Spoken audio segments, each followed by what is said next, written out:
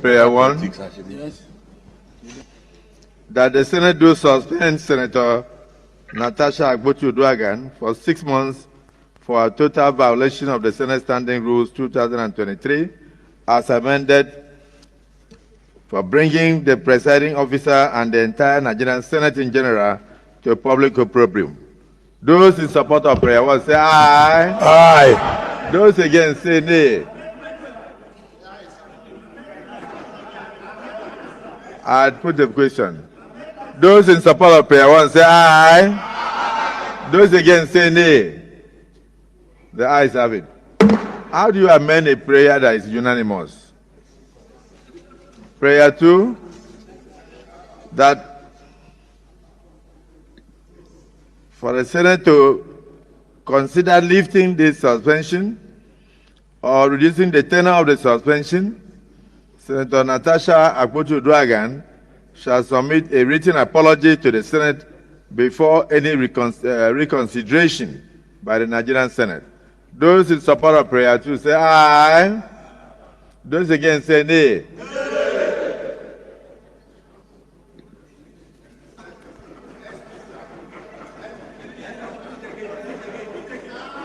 I don't think, Senator Abaribe, as a landlord of the Senate, I don't think they heard what I read. So let me just repeat for clarity. That for the Senate to consider lifting the suspension or reducing the tenor of the suspension, Senator Natasha Akpotiuduaghan shall submit a written apology to the Senate before the reconsideration by the Senate. Those in support of prayer 2 say aye. Aye. Those against say nay. Nay.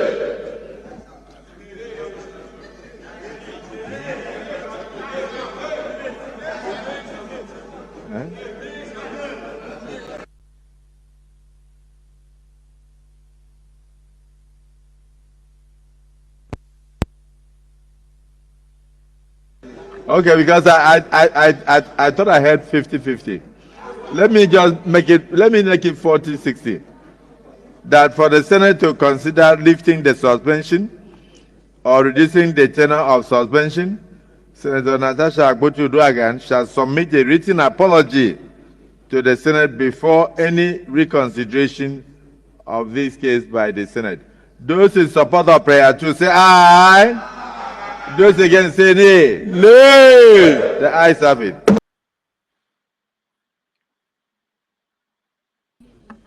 This injustice will not be sustained. The pursuit for justice.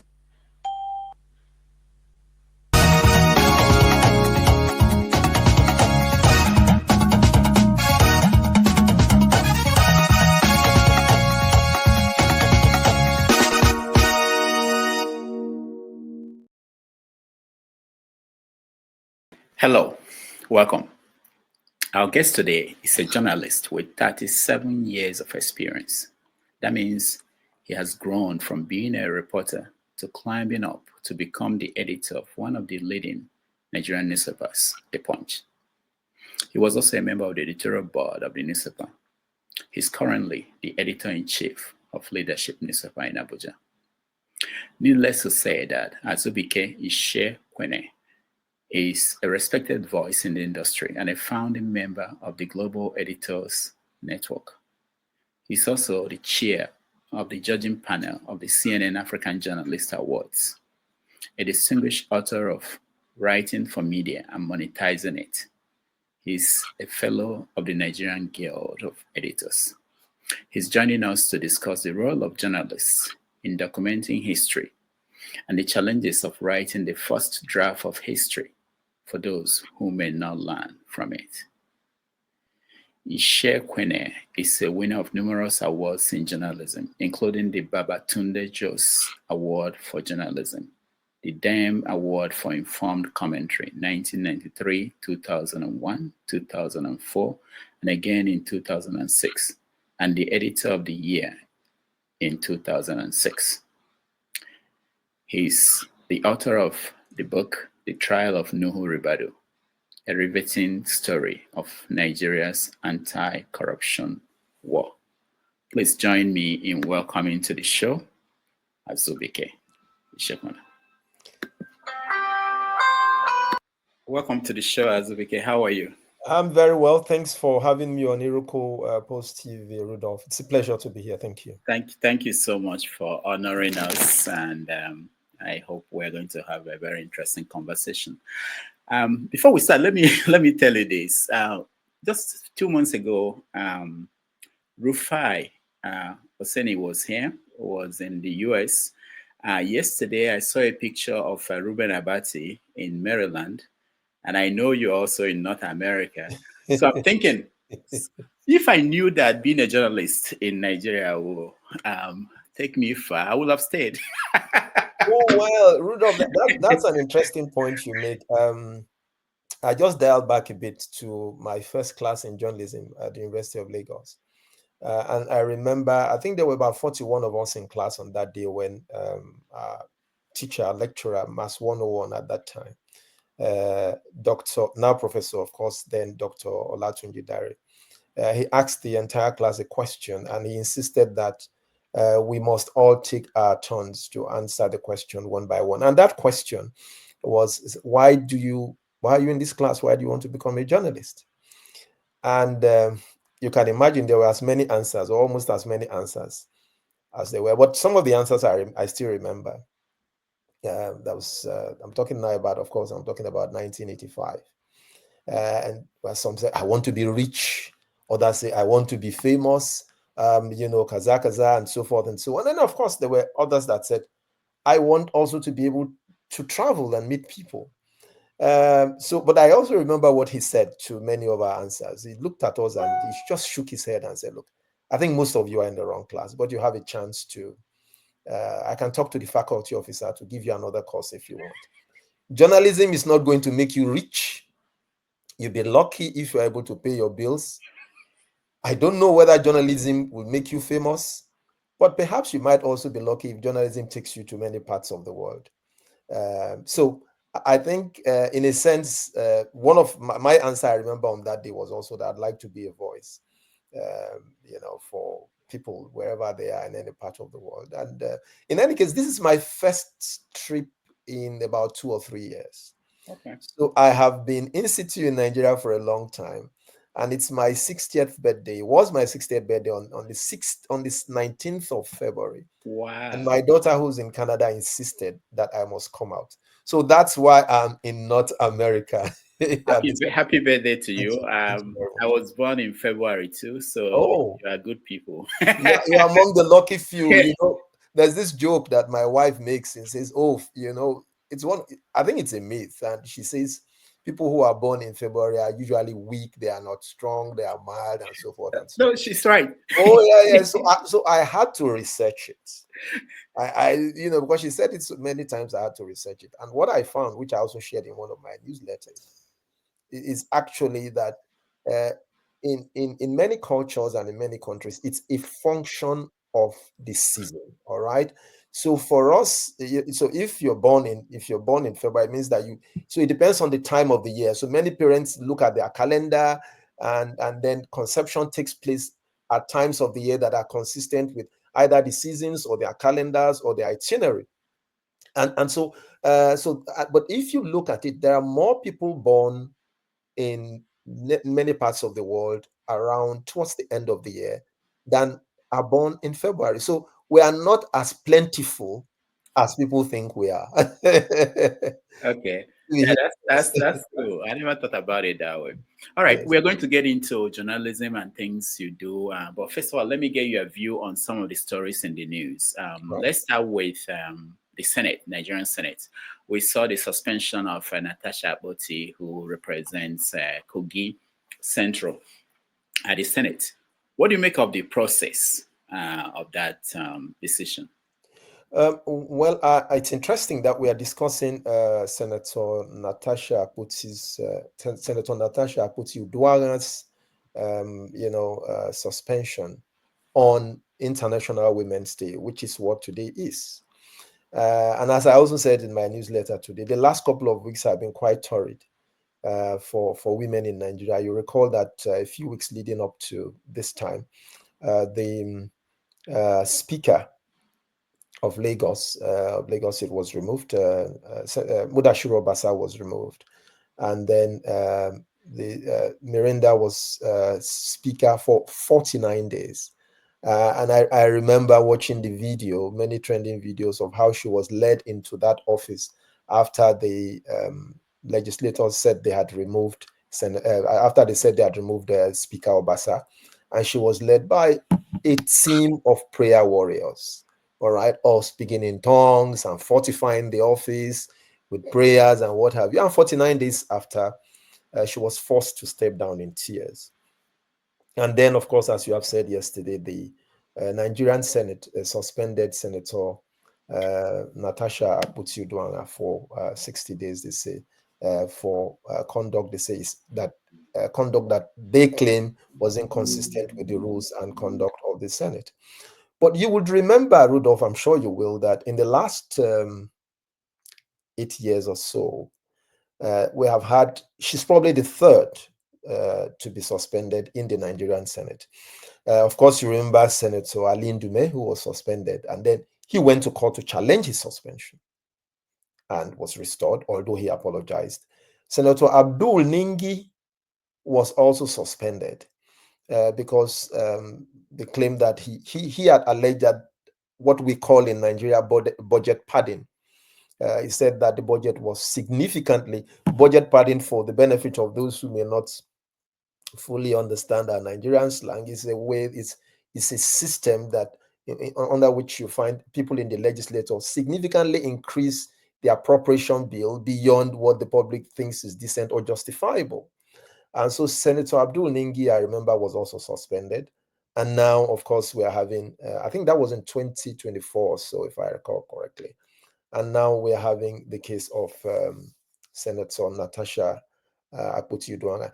I think it is not for me to adjudicate or to make a judgment about what the rules of the Senate are.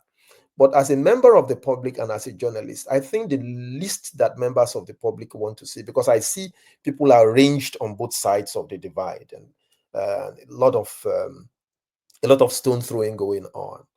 But I think what is important is for the public to see and to understand that a clear and transparent process has been followed, consistent with the rules of the Senate. And especially if you are the president of the Senate, against whom this allegation has been made, I think what members of the public would expect, Senate President Akpabio, Godswill Akpabio, you remember that when this petition was presented, he referred it to the Ethics Committee of the Senate. What members of the public would expect to see is some amount of transparency in the process, to see whether, especially if the most senior officer, most senior principal officer of the Senate is involved. I think that is where the issue lies. There is a lot of anger in the public that the rules, especially where the Senate president is involved, that the process leading to the suspension of Senator Natasha Akpoti has not been as transparent as it ought to be. We would wait to see. You recall in the little clip that you showed that Senator Natasha Akpoti-Uduaghan said the matter was not over. My presumption, of course, being that she's going to seek remedy in the court the same way Senator Ali Ndume did. We'll wait to see how that plays out. But I think what the Senate ought to do at all times, and not just the Senate, public institutions, especially public institutions that claim to be representing the Nigerian people, they ought to be more transparent in the way they conduct their affairs, especially where principal officers of any of the legislative arms is involved. I think that amount of transparency is what members of the public have not seen in this case. I do not think there would ever come a time when we would all agree whether she ought to be suspended or not. But if we see a transparent process, and perhaps one way of making that transparent process more transparent is for the hearing to be open to members of the public. That way we will be able to see what the process is and be able to come to a conclusion, to a reasonable conclusion, whether the process leading to any penalty has been fair and just or not. And she asked for that. Yes, I think she's correct to ask for that. Mm-hmm. Although, I mean, I can also share with you, and this is purely backstory.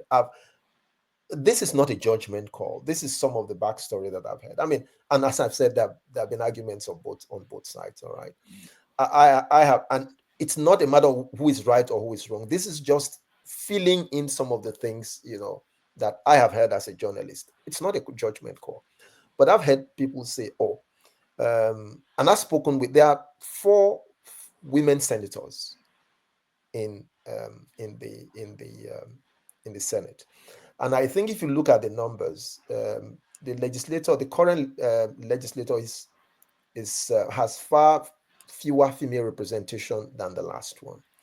But I've also heard people say that, why is she complaining? Why is Senator Natasha Uduaghan complaining that most of the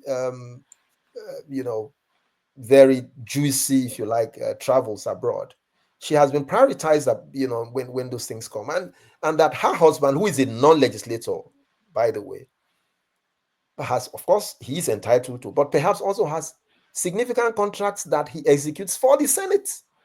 So, which is an indication of, if you like, favoritism or prioritization.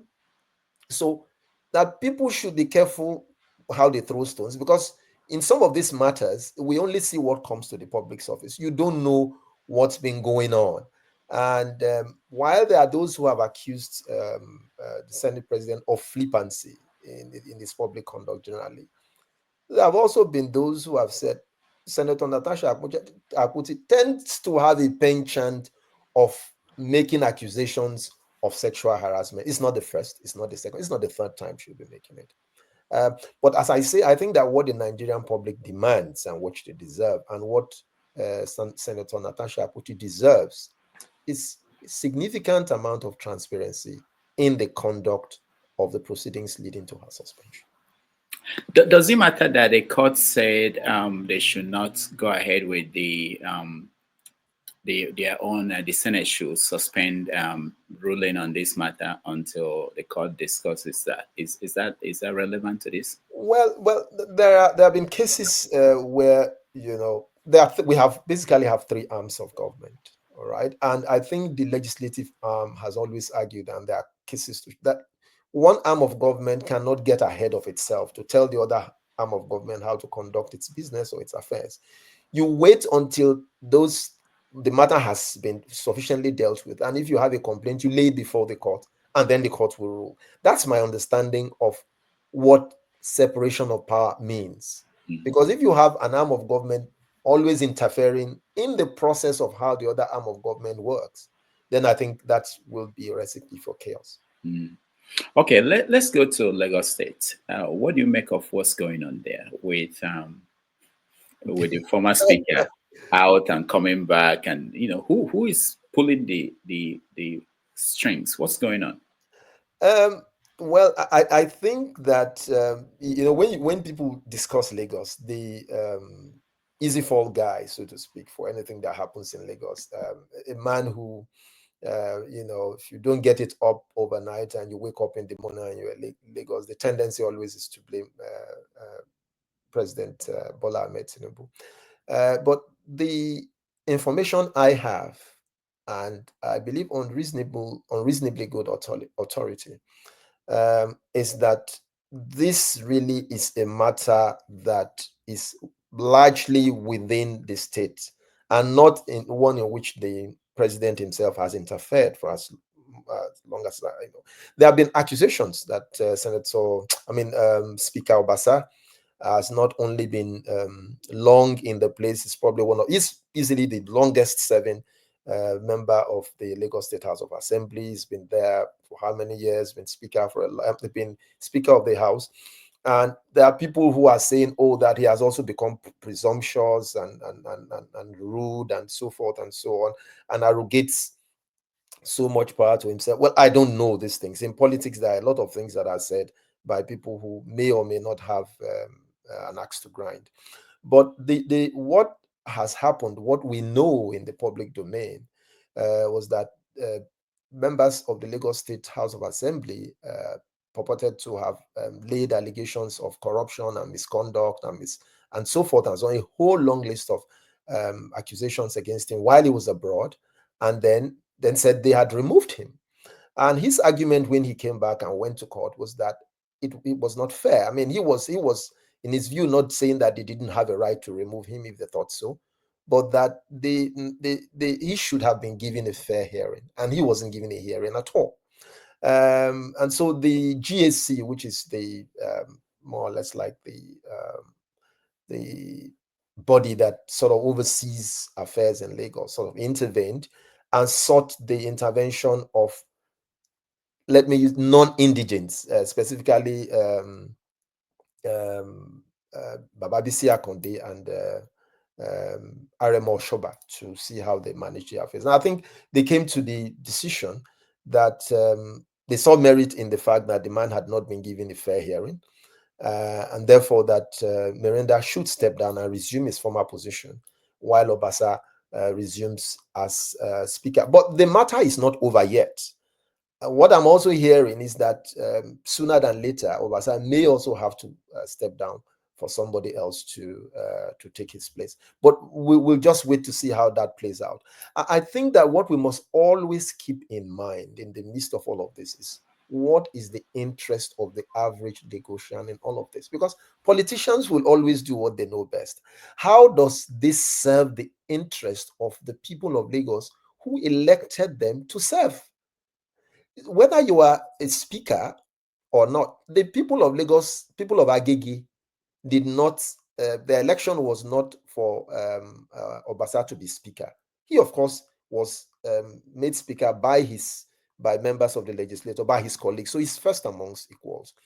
He was elected, I believe, to represent the interest of the people of Agege.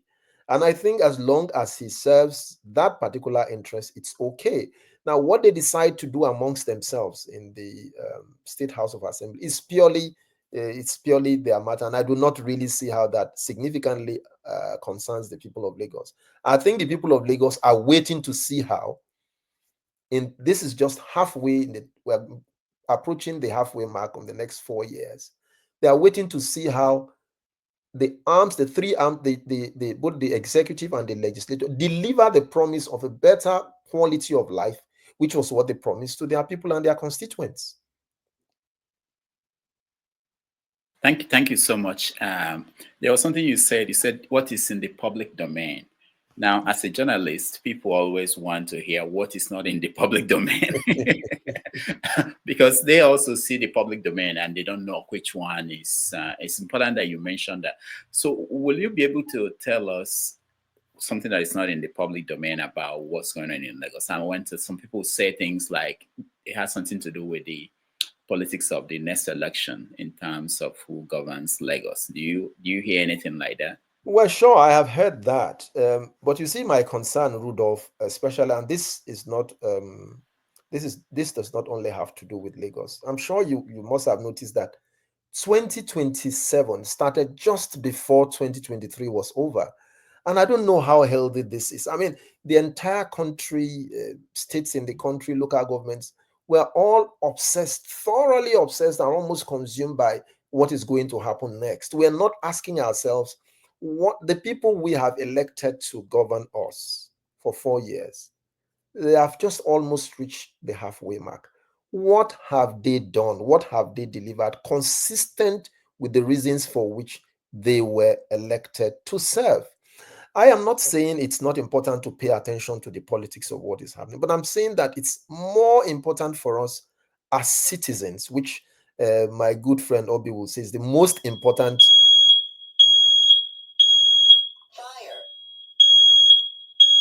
Hello? I'm here.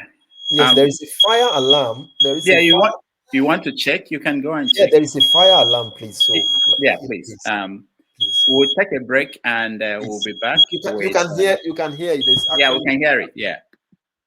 We'll be back with our guest today, who is a seasoned journalist, and we will also take your call, so you'll be able to come in and have an opportunity to interact with him. And our normal have your say will continue after we finish talking to him. And again, thank you so much for joining us, and we are really happy to have with us Azu, who has many years experience, and that will be helpful for us to understand what's going on in Nigeria. Thank you.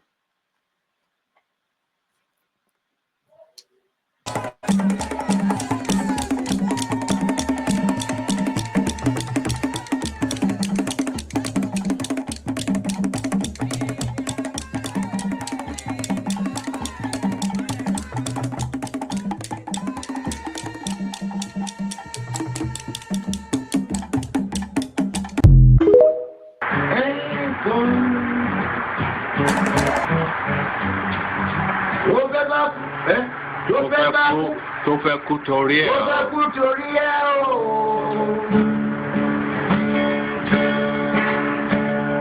Ọwọ́ ẹni ló ti ṣàánú kọ́.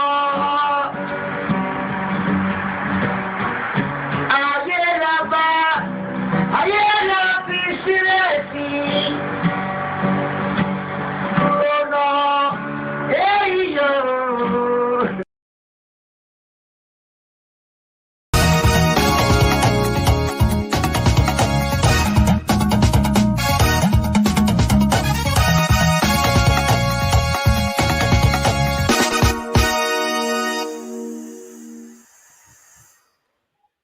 All right.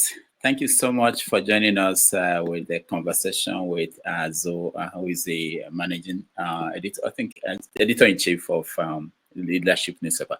I hope everything is okay.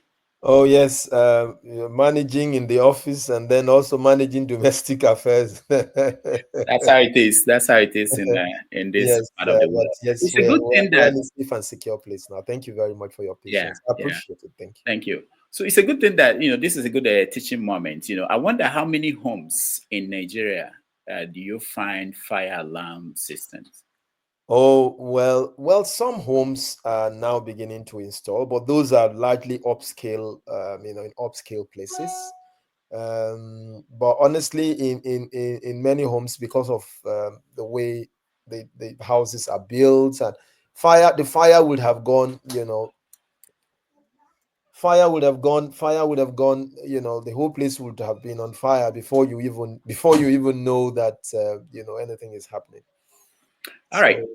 Yeah. Thank you. Let's go back to the conversation. You were talking about Lagos State and the idea that if there is any so I mean, I was saying in Lagos, yes, we have heard that a bit of this has to do with the next election. Yes, that's we've heard that. Because Lagos also has a way that it sort of plans out. It's some sort of succession program and who's to do what, and the delicate balancing act, which we all have seen, not just at the state level, but also at the national level, and which, so yes, I mean, I've heard that, but for me, that's true. That it's also been said that we should be careful, not that the state should be careful, or politicians should be careful not to rock the boat in such a way that it upsets the apple cart in terms of planning for 2027. I have heard that. But as I said there to you, Rudolf, before the break, I think we're just about halfway through the first term. I think what we need to do as journalists, as citizens, which, as I was saying, that ought to be considered to be one of the most important offices in any country, is to hold those that we have elected, hold their feet to the fire for the time that we have elected them to serve, and then decide on the basis of their record of service whether they're eligible for re-election or not. Mm-hmm. Yeah, but I wanted to jump on that, but also I know that it's an issue even in Western democracies, that as soon as people are elected, whether be it in Canada or in the US, they start raising money for re-election. Yes. So it's because like the Tea Party and Obama after Obama's election, and then the Tea Party immediately convened and started plotting his removal. Yes. Yeah, it's something that but Rudolf, I'm sorry to jump in, but the thing about the significant difference in my view is that there are institutions also that sort of hold that the institutions in the societies that you have mentioned are stronger. All right, the institutions, if these institutions were not strong, as strong as they are, you know, the sort of thing that happened on January 6th, the outcome would have been totally different. I'm talking about the US, of course. And so, yes, it's true that politicians, by their nature, that they see the difference between politicians and statesmen is that while statesmen have a long-term view, politicians are always thinking of the next election cycle. That is true. And it will be true for politicians wherever they are. But the significant difference between, I believe, far more developed societies and the developing ones, including us, is that there are institutions, including civil society and the media, that will constantly hold public officers to account. That is a significant difference, and we're not quite there yet. And that's what my call is. Not that it's not a crime to prepare for the next election, but I think it's a disservice not to hold people to account for the period in which they are serving. Oh yeah, definitely, and we'll get into that. Let's touch on a few more stories. River State, what's going on there? Great question. I think the latest in Rivers was the judgment of the Supreme Court, saying that, which sort of said that the central bank is not authorized anymore to release funds to the state government, and that, and I think the last thing I heard was the Governor Fubara saying, as of yesterday, being the 7th, I believe, of March, he was waiting to see a certified true copy of the judgment of the Supreme Court, on the basis of which he was going to take further decisions. But he had, of course, also, consequent upon the judgment of the Supreme Court, asked the local government chairmen who were elected to hand over to a more senior officer until he saw the ruling. I think it's sad. Interestingly, Rudolf, I was born in Port Harcourt. Yeah, so I have a strong affinity, and I mean it's like second home for me in Nigeria. I love. You remember it used to be called the Garden City. I grew up with Port Harcourt being called the Garden City, and I have such great fondness and affinity for Port Harcourt and for its politics. It's not because I'm from Rivers State, but as I said, that's where I was born. Before my parents left when the war started 2 years later, and then we had to go move to my village, and before we went to Lagos. So it's a place, and even if you look at Nigeria's financial, apart from Lagos, Rivers is also said to be one of the more viable Nigerian states. So we should be interested, and we're just moving from Lagos. We're now talking about, we should be interested in what is happening, not just because of the politics, but because of what it also symbolizes for Nigeria's financial, well-being. If anything happens and we are not able to, meet our quota in terms of oil production or supply, it significantly hurts not just Rivers, but it also hurts the entire Nigerian economy and well-being as well. So I am hoping that the parties to the dispute will. I do not think that. I think ultimately there'll have to be a political solution to what's happening in Rivers. I do not think that. That's what I think. I don't. When you say political solution, and we hear this a lot in Nigeria, is it not another way of saying we don't want this to be discussed in a way that will resolve the issue? We give it a backdoor settlement so that next time again, it's going to show up. No. By political solution, this is what I mean. I'm not suggesting for a minute that things should be just swept under the rug and then the problem pops up again the next time. I think that the state, as I said, because of the importance of Rivers, not just for people in the state, but also for the South and the entire country, we really cannot enforce a winner-takes-all game. That's my point. We can't, force a winner-takes-all game because there will be consequences, and the consequences will not be palatable. So, I mean, the courts have done what they the Supreme Court has done what it considers to be best beyond it. There are those who disagree with the ruling of the Supreme Court. There are those who quite, of course, agree with the ruling of the Supreme Court. But you remember, Rudolf, that both the FCT Minister Wike and Governor Fubara, these were all, they're all members. They all started as members of the same family. I remember once going to it is quite interesting. I remember once going to Rivers and then asking Governor Wike at the time. I said the EFCC is looking. Then I think that was towards the EFCC was looking for Fubara then, who was I think the accountant general or auditor general, whatever it was, And Wike said they will have to get me first before they get him. He's not going anywhere, But I said, but the EFCC is as an institution. He said no, that the EFCC had no authority. So whenever I reflect back on this sort of politicians are very interesting people. Whenever I reflect back on this sort of closeness I thought existed between Fubara and Wike, and I look at what is happening today, I just keep asking myself, where did it all go wrong? We may, for all you care on this program, postulate and portion or blame and so forth and so on. But I think between the two men, they know what is actually wrong. They know. And that's where I think there has to be. Now that the Supreme Court has given its ruling, I do not think that the minister of the FCT will think it's in the best interest of the state where he comes from, where he has also served, for the state to be starved of funds for the next 2 years.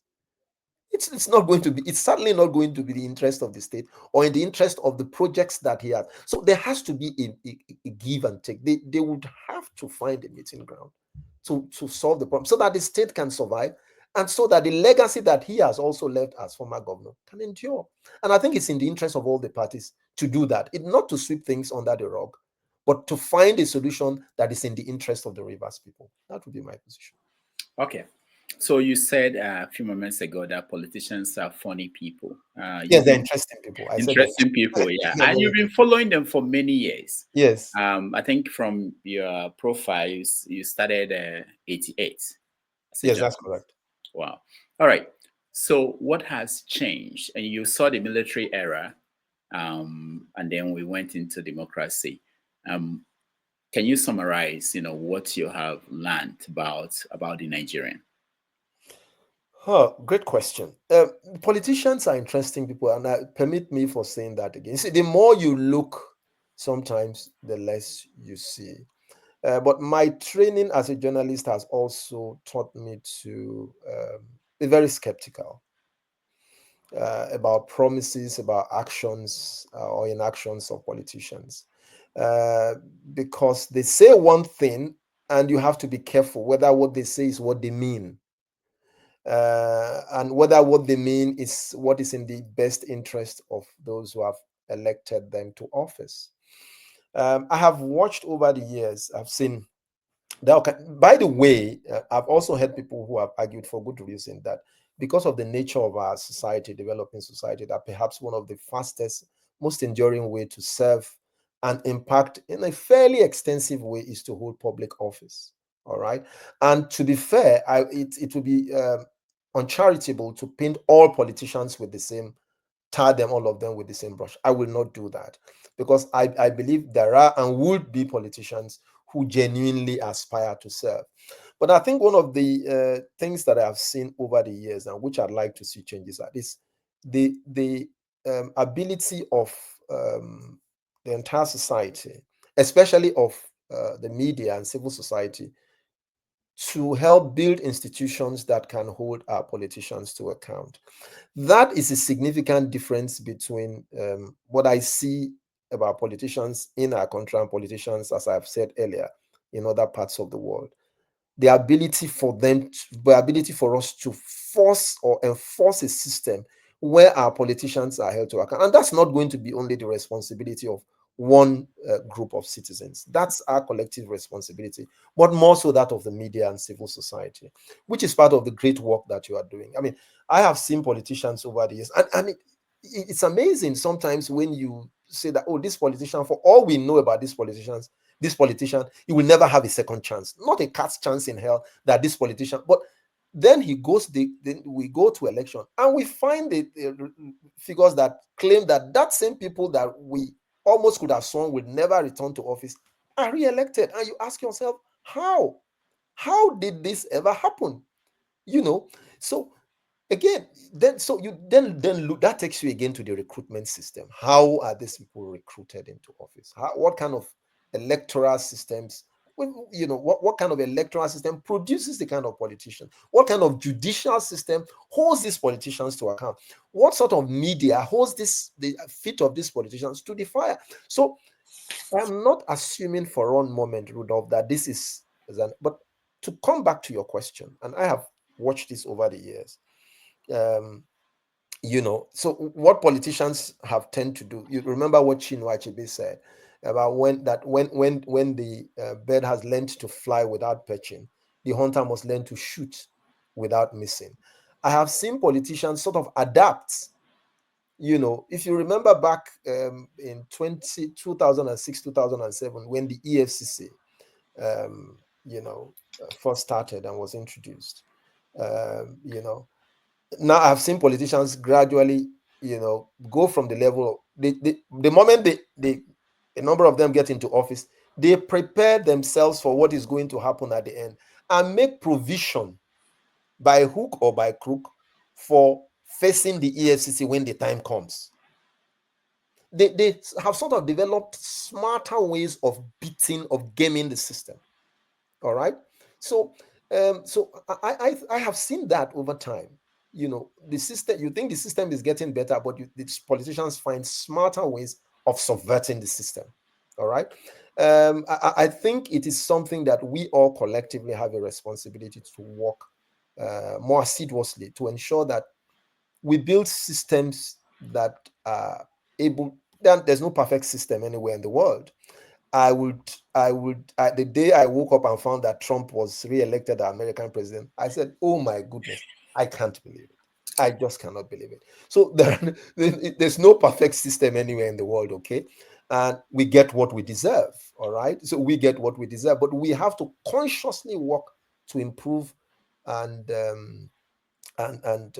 you know, make our systems better to be more responsive, because it's a question essentially of demand and supply. All right, it's a demand and supply situation.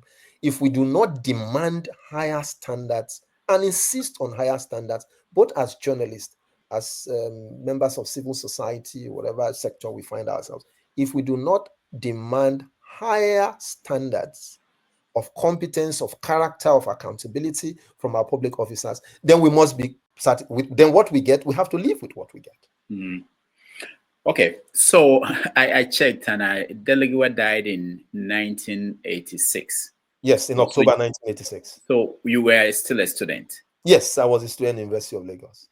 And how did you hear the news? It was absolutely devastating for me. Absolutely devastating. I thought it was not possible until I saw the pictures, you know, and it was shattering for me, and especially so because he was one of my role models. I remember reading Parallax Snaps in Concord and wondering whether this was a god or a human being writing. I just worshipped at his altar of literary excellence. I just couldn't. You see, Dele Giwa, Reyeku, Dan Agbese, Yakubu Mohammed, for me, they were like gods. These people were like gods, you know. They were my role models, my icons, my beacons. And so when I was in part 2 then, and then boom, we heard this news. I couldn't believe it.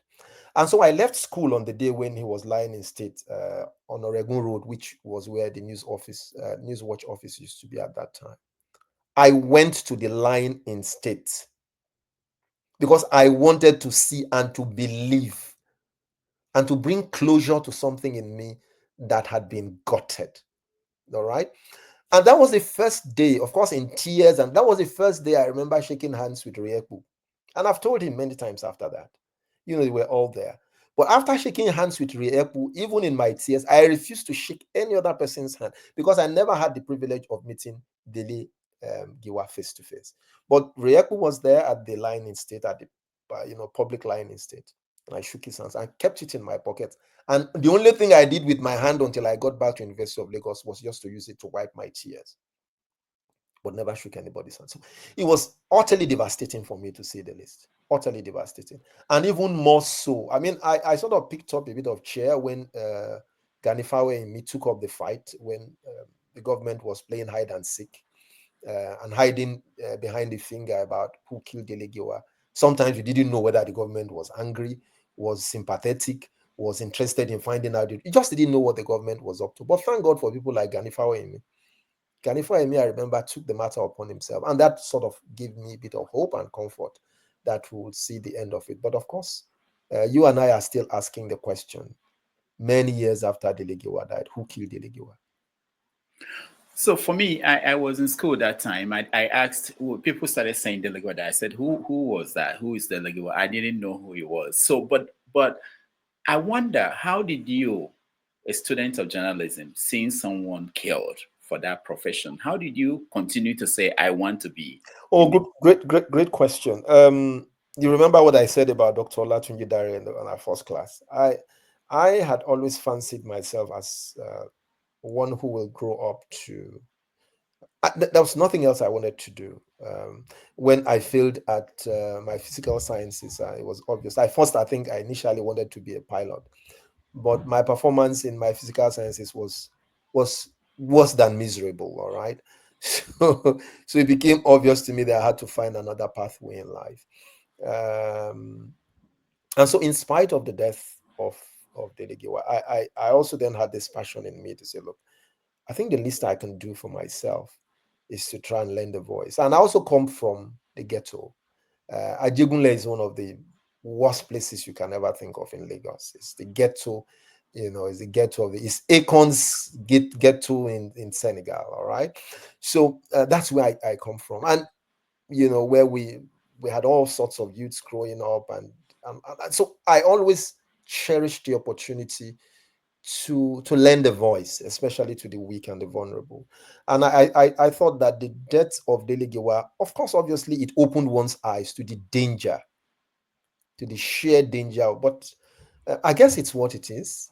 Even if you are not a journalist and one was fated to die somewhere else, well, you could just be in your house and the bomb drops, and you could be an accountant, and that's it. That's not to suggest that one should be reckless. We should try and be safe in whatever we. But otherwise, I'm driven by that sense of mission to offer the little that I can by lending a voice to the weak and the vulnerable. And I think the death of Dele Giwa, it shook me, obviously did, but did not deter me from pursuing that ambition. Now that we can connect it to one of the topics of today, our conversation, which is documenting history. A few weeks ago, I think February 20, Ibrahim Babangida published his autobiography. That's what it's called. And one of the issues he raised, he tried to explain the role of what happened during that time. One of them was the death of Dele Giwa.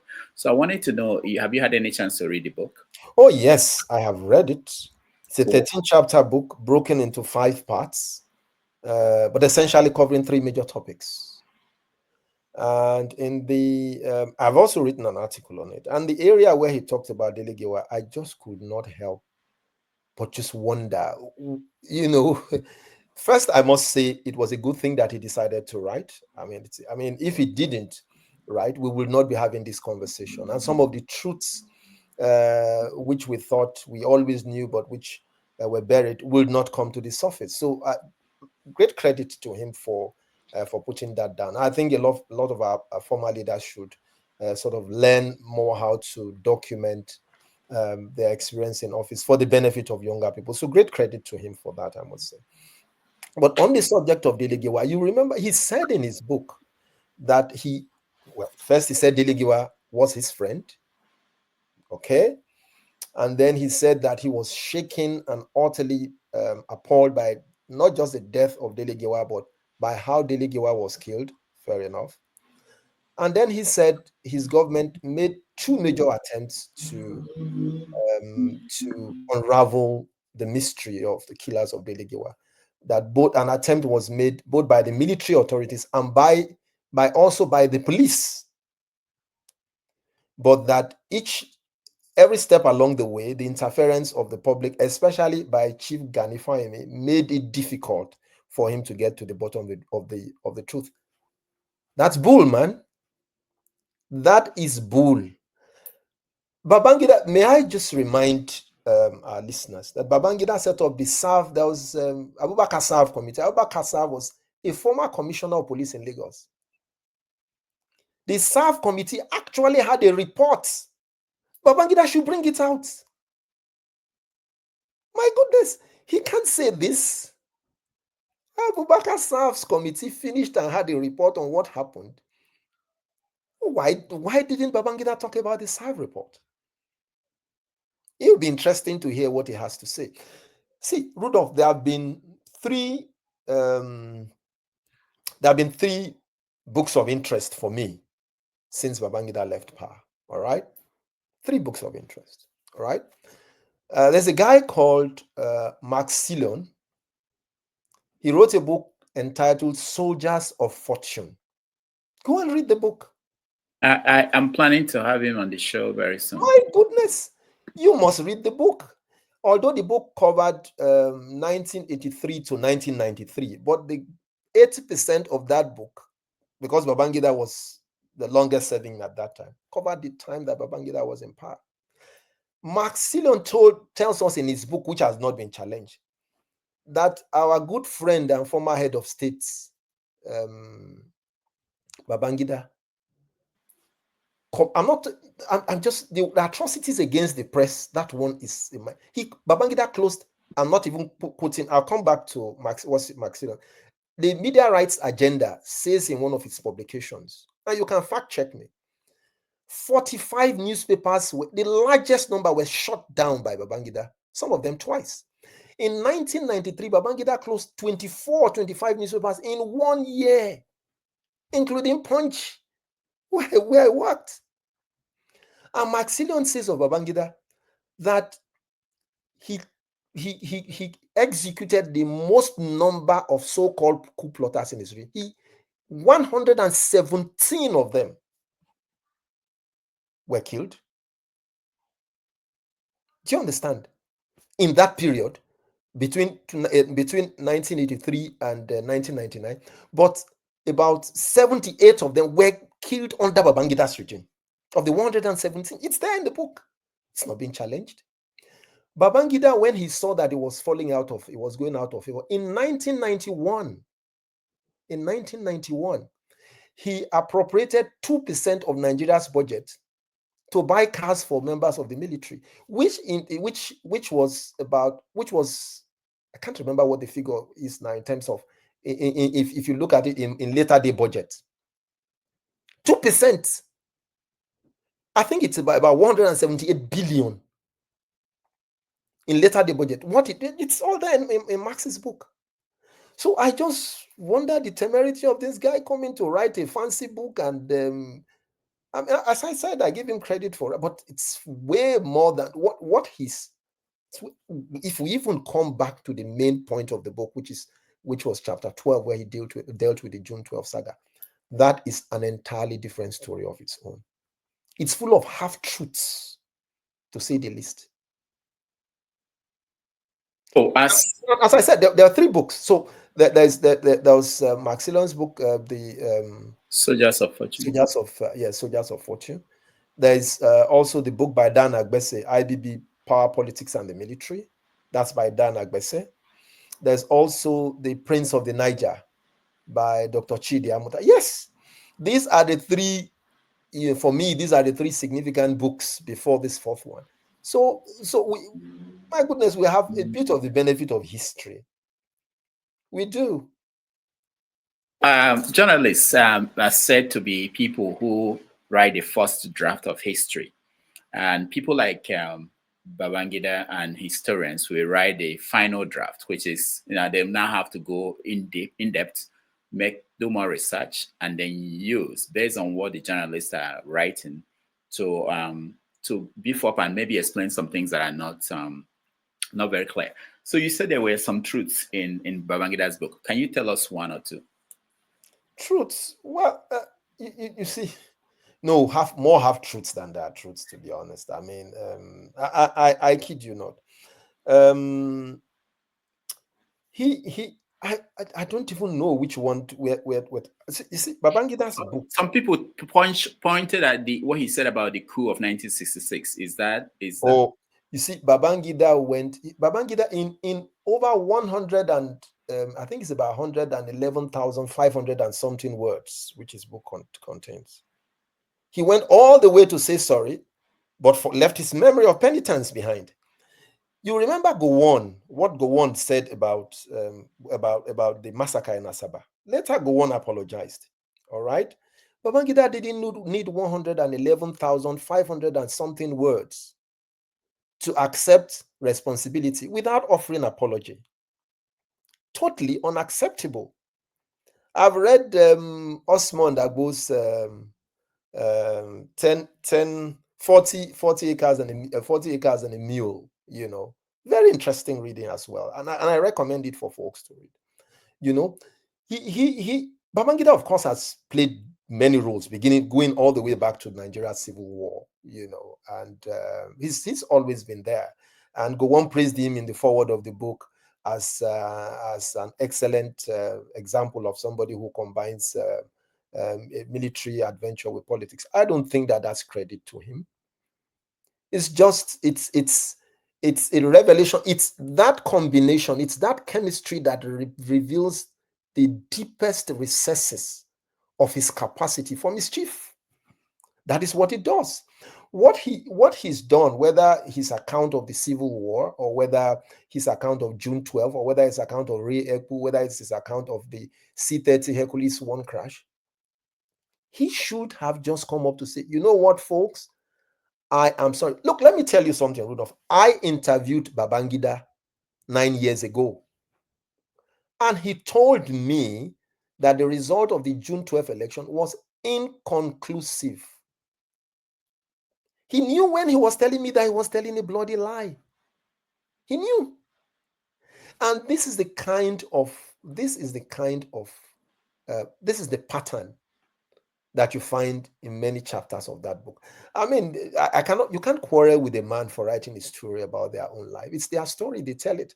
But where they cross the line and then sort of want to mix and match, that's not, it doesn't have the license to revise Nigeria's history. He can revise his own personal history the way he wants, but that revisionism is not permitted to him as when it comes to Nigeria's history. No, whether it's about his account of the Civil War, or as I said, it's about his account of June 12, or account about the C-130, or account of what he did with the press.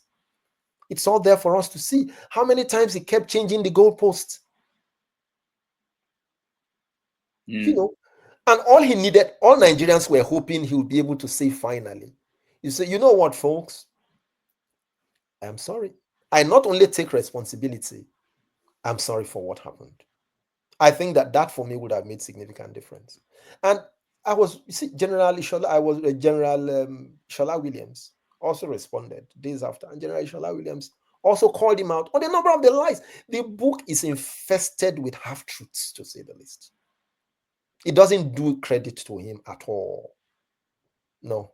And there are complaints about parts of the book plagiarized from the works of other people, but we'll get to that in the next few weeks, where we are investigating that. Let me ask you. You mentioned a report about Dele Giwa. There's also the report, like Okibo reports on the Gulf War. Yes, the 12.2 billion naira account. Oh, you remember that was the reason why he threw out the British journalist. Yes.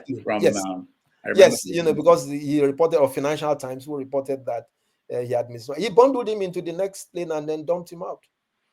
So when you meet someone like that as a journalist or interview him, how do you approach the interview? Because I haven't met him. I don't. Oh, I have. I have met yeah. Babangida. I have met him. I've interviewed him once, but met him more than once. Okay. But one thing, you see, Babangida is a very interesting person to meet. He is one who not to meet is to despise. All right, that's how I'll describe. To meet Babangida is to he also almost completely will give you the impression that it's just like it's just as harmless as a butterfly. All right, and so my experience when in that interview that we did with him is you just what Babang, and if you also read, he repeated aspects of the interview that he had with Tel in his book as part of the appendix in his book. All right, which he calls a journey of service, but I call it a journey of disservice. Actually, that's what I personally call it. But this is a journey of service. That's good. So, what I would recommend, I hope you do meet him, Rudolf, and I hope he comes on IrokopostTV. I hope he comes on your program. I think that would be one of your biggest scoops if you can get him to come. I wish you luck.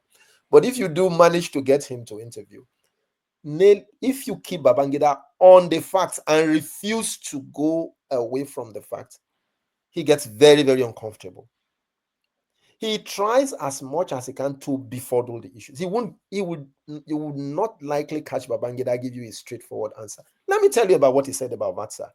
And it's when you go into his book also that you would, and you need not to read too much in between the line to get a sense of how Babangida's mind works, either for you as a journalist who wants to interview him, or somebody who just wants to engage him to have a meaningful, productive conversation. He said about Vatsa in his book, oh, you know what? He doesn't know why people think Vatsa's death pains them more than it pains him. Vatsa has been his friend since childhood. They went to the same secondary school. But you know what? He knew there was a problem when Vatsa started to envy him when he was made the head boy of his school. I said, oh, really? And he said, you know what? Vatsa and I shared clothes. We shared a bed together. We shared virtually everything. Okay, I said, right. And so what happened? He said, but one thing Vatsa had always envied him about was his success. The fact that right from school, he was made a schoolboy. He tended also to move up the ladder pretty quickly in the military, that Vatsa always despised him for that. Or Vatsa didn't like him or envied or, was jealous of him for that. I said, okay. So you now see that there is a back. Then when he then tells you of the reason why Vatsa was killed on the so-called coup and how he was eliminated, you see that it's something that goes all the way back. He was just trying to settle his score. It was not because of he was just, he was trying to settle his score. And it's not true that there's no precedent to commuter or commutation of sentence. It's not true. He just wanted to put an end to a scourge, to what he perceived to be a scourge of jealousy that existed against him from Vatsa, right all the way back to the secondary school. Appalling. That's a good point. And also, I read where he was talking about, I'm looking for evidence.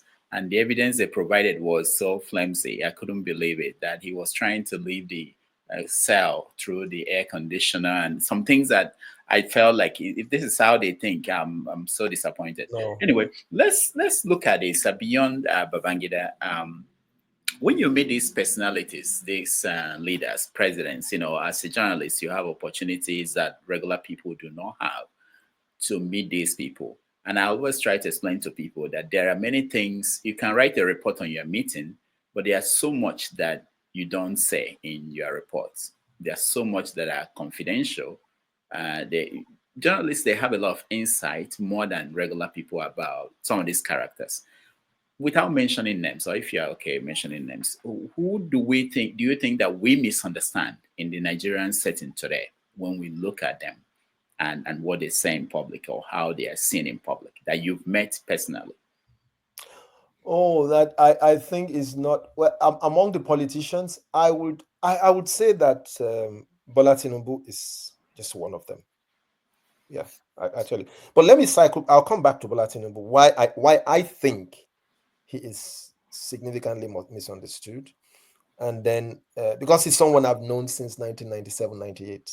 I've known him, for a fairly long time. So I can say that.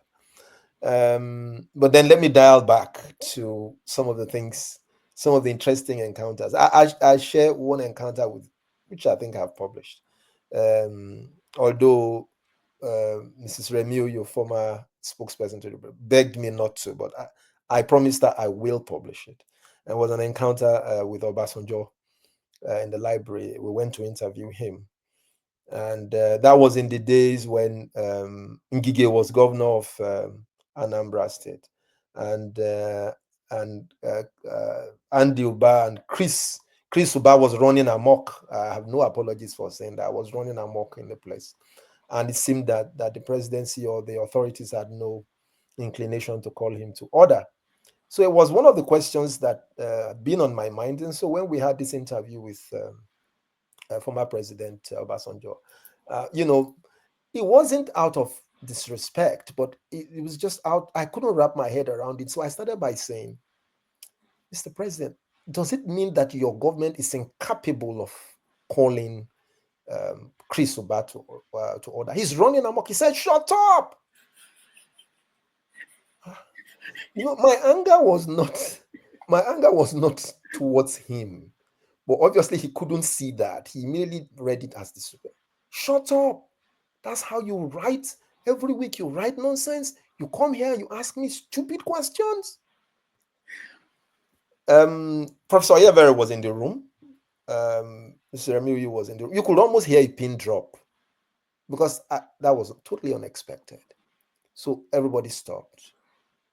And after a pause, so Mrs. Remiu then said, any more questions? I wasn't done yet. And so I said, yes, I still have a question. So Mrs. Remiu said, go ahead. I said, Mr. President, you haven't answered my question. Oh, the man, he jumped up. And Oyevere, had to hold him. And I was asking myself, was this man about to punch me? Lord have mercy. Wow. So, well, after that, Remiu then said again, any more questions? I wasn't prepared to take the risk. Anyway, but with Obasanjo, I think that on the whole, with Obasanjo on the whole with him, it's a very complicated man, no doubt about that. Very, very complicated. But on the whole, what you see is what you get. Now, let me tell you something about President Bola Ahmed Tinubu. He's one person. He takes friendship very, very seriously. He does. We've met a number of times. I've also interviewed him and all of that. But I remember once when he met me, I think I was bringing my daughter. That was in 2010. I was bringing my daughter, to the US, and himself and Rauf Aregbesola just cleared security and they met me. And he said, "Oh, Azu, where are you going?" I said, "Well, I'm taking my." He said, "Oh, your daughter is going to school with so." And but my point is that from that moment, whenever we have met since then, up till my meeting with him in December for the interview, he would still ask me about her well-being. I mean, Babangida, by the way, also has this capacity to do this, but he combines his own with so many other incredible mischief that I just can't wrap my head around. So my point is, but I don't know that thing about him in the public space, in the public domain. Tinubu gets this impression of, oh, you can't, it's not trustworthy, but there is deep down in him a very, very soft side of and human side of him that I haven't seen in many politicians, honestly. And that's, I don't think he gets, maybe he does, I don't know, but I do not think he gets enough credit for his humanity. But he's deeply inside somebody who cares for his fellow human being, just because you are a human being and not for anything else. I will always respect him for that. People like you're saying, people, I've had stories like that, politicians who maintain friendship, who, if you run to them and say, oh, I'm in difficulty, they will take care of you. But people say that they do these things to buy you, to have no, this is what people say, like Babangida, how he was able to take over the media space by basically either you join us or we get rid of you, something like that, or close you down. And some politicians, talking about people who are not in the military, who the only way they can influence people is to make you their friends. It doesn't have to be pay you or even give you money, but make you their friends, so that maybe you they go and defend them if something happens. But I want to ask you, people are saying, I hear people saying that, oh, you don't know Tinubu, that he has a plan for Nigeria. He's going to surprise.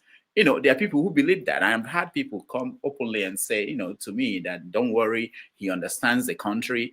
He has been an advocate for democracy. He understands the power structure, that he's going to change. Do you think that Obasanjo changed the country in fundamental ways?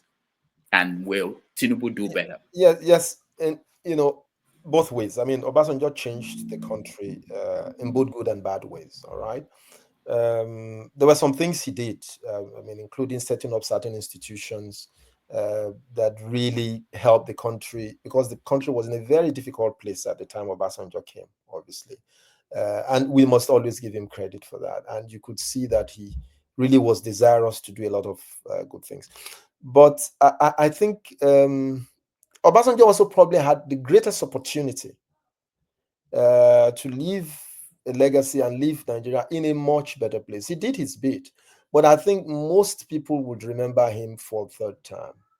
And I'm sure that, I don't know if you have read Chidi Odinkalo and Aisha Osori's book, Too Good to Die. I think you should go and read it. It's one of the best documented histories of the shenanigans of the Obasanjo years, especially as they concern third term. In spite of his denial, I don't know why he's doing that. And that he also left it, Obasanjo's tenure also left a huge corrupting influence on the Nigerian legislature. Most of the problems we're still having today these are the fruits of the seeds of the Obasanjo era. All right. So there's plenty to give him credit for. And obviously for me, there's a whole lot, especially third term, for which I think that he may not be forgiven for a long time. As far as the conversation around what Tinubu is doing, whether what he meant, I think that I've met a number of people, and I have met people who don't like him at all, who don't even want to hear his name mentioned. And you mention his name in their presence at the risk of having a further healthy conversations with them. But one thing virtually all of them have said is that he's able so far to do certain things that governments since 1976 have not been able to tackle, especially as it concerns corruption around the oil economy, that he's able to deal with. And that, of course, will have consequences. You see, we people may have good intentions, but we always will judge them by the fruit, by their motive, obviously, but also by the fruit of the decisions that they have taken, whether when they are in office or perhaps sometimes long after they have left office. Okay, so I didn't quite agree, and I said that publicly when the president wanted. When he said fuels, I was, as most people were, for removal of petrol subsidy. All right. And when he did it, I thought, with the benefit of hindsight, that perhaps he should have done it more gradually and things like that. But in retrospect, I think it was the right thing to do. And I can only give him credit for doing it. It's not easy. It's hurting. Nigerians are really, really, really hurting. But I think that we had kicked the can down the road for many decades, and it took a man of it's actually taking a man of significant courage to be able to deal with that, and also try to move to match the divergent exchange rate, with all the sort of arbitrage issues that we had around that. But regarding what is going to happen in the long term and what kind of legacy he is going to leave, I think that he has taken certain steps which are, if I may say, irreversible. I mean, what he has done with petrol subsidy, for example, that is irreversible. You are not going to likely have a government in future that is going to come back. Yeah, but as hold on, the news last week was that we are going to pay 7.7 trillion in subsidy. What is that? Great question. I've been out of the country for about 3 weeks. All right. Now, what I'm able to gather as far as that is concerned is that, you know, the process of, it's actually a transition. All right. The government has said certain things have been done, but there are still inefficiencies, especially around NNPC, that I do not think have been fully dealt with. All right. And until those inefficiencies are completely dealt with, there will be problems of the sort of thing that you have mentioned about subsidy and all of that happening. But ultimately, I think we're in a place where, and of course, while that matter came up, you saw that side by side with both the Dangote refinery and NNPC dropping petrol prices. So my guess is that in the next 1 year or so, we would hopefully see a better regulated system. But I think we need greater transparency around the management of NNPC itself. We need far greater transparency than is currently the case. I would be among the first to say so. We do need far greater transparency so that Nigerians will know and see exactly what is happening. You can't tell us that NNPC is a publicly quoted company, and I don't know whether you may have shares, Rudolf. I don't know about it. I don't understand that. I don't understand the economics of how that works. Yeah. All right. We'll take a break, just about 3 minutes or 4. When we come back, we talk about your journalism, your book, and then get people involved in the conversation. Just quickly, we will get to that. Thank you so much for being here. I know you don't have much time, but we will get there quickly.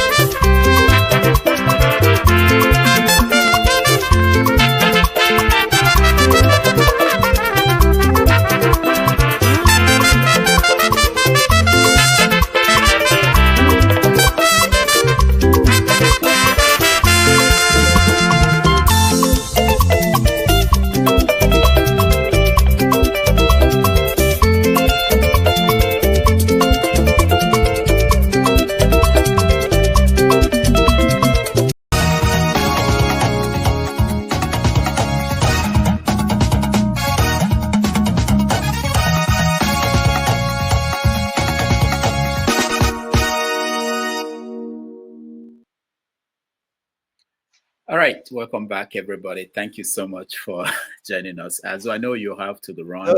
That's a nice one, by the way.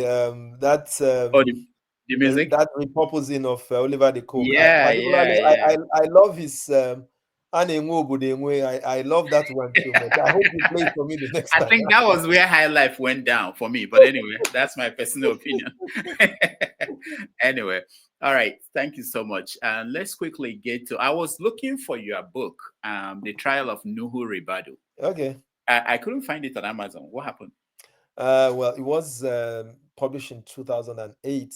I'm sort of trying to update now, especially with Nuhu Ribadu back at the reins as the National Security Advisor. So I'm sure that before the end of the year, repurpose and it will be out on Amazon. Okay. So when you wrote that book, you had the opportunity to talk to him, interview him, I believe. Wrong. Oh no. Yes. Interestingly, yes. Interestingly, it was one book that I think he got to know that I was writing the book after the book had gone to press. I didn't go to him. I just, of course, followed press, and then also my knowledge of interactions. I didn't have to go and meet him and sit down and tell him, you know what, I'm writing a book on it. No, not once.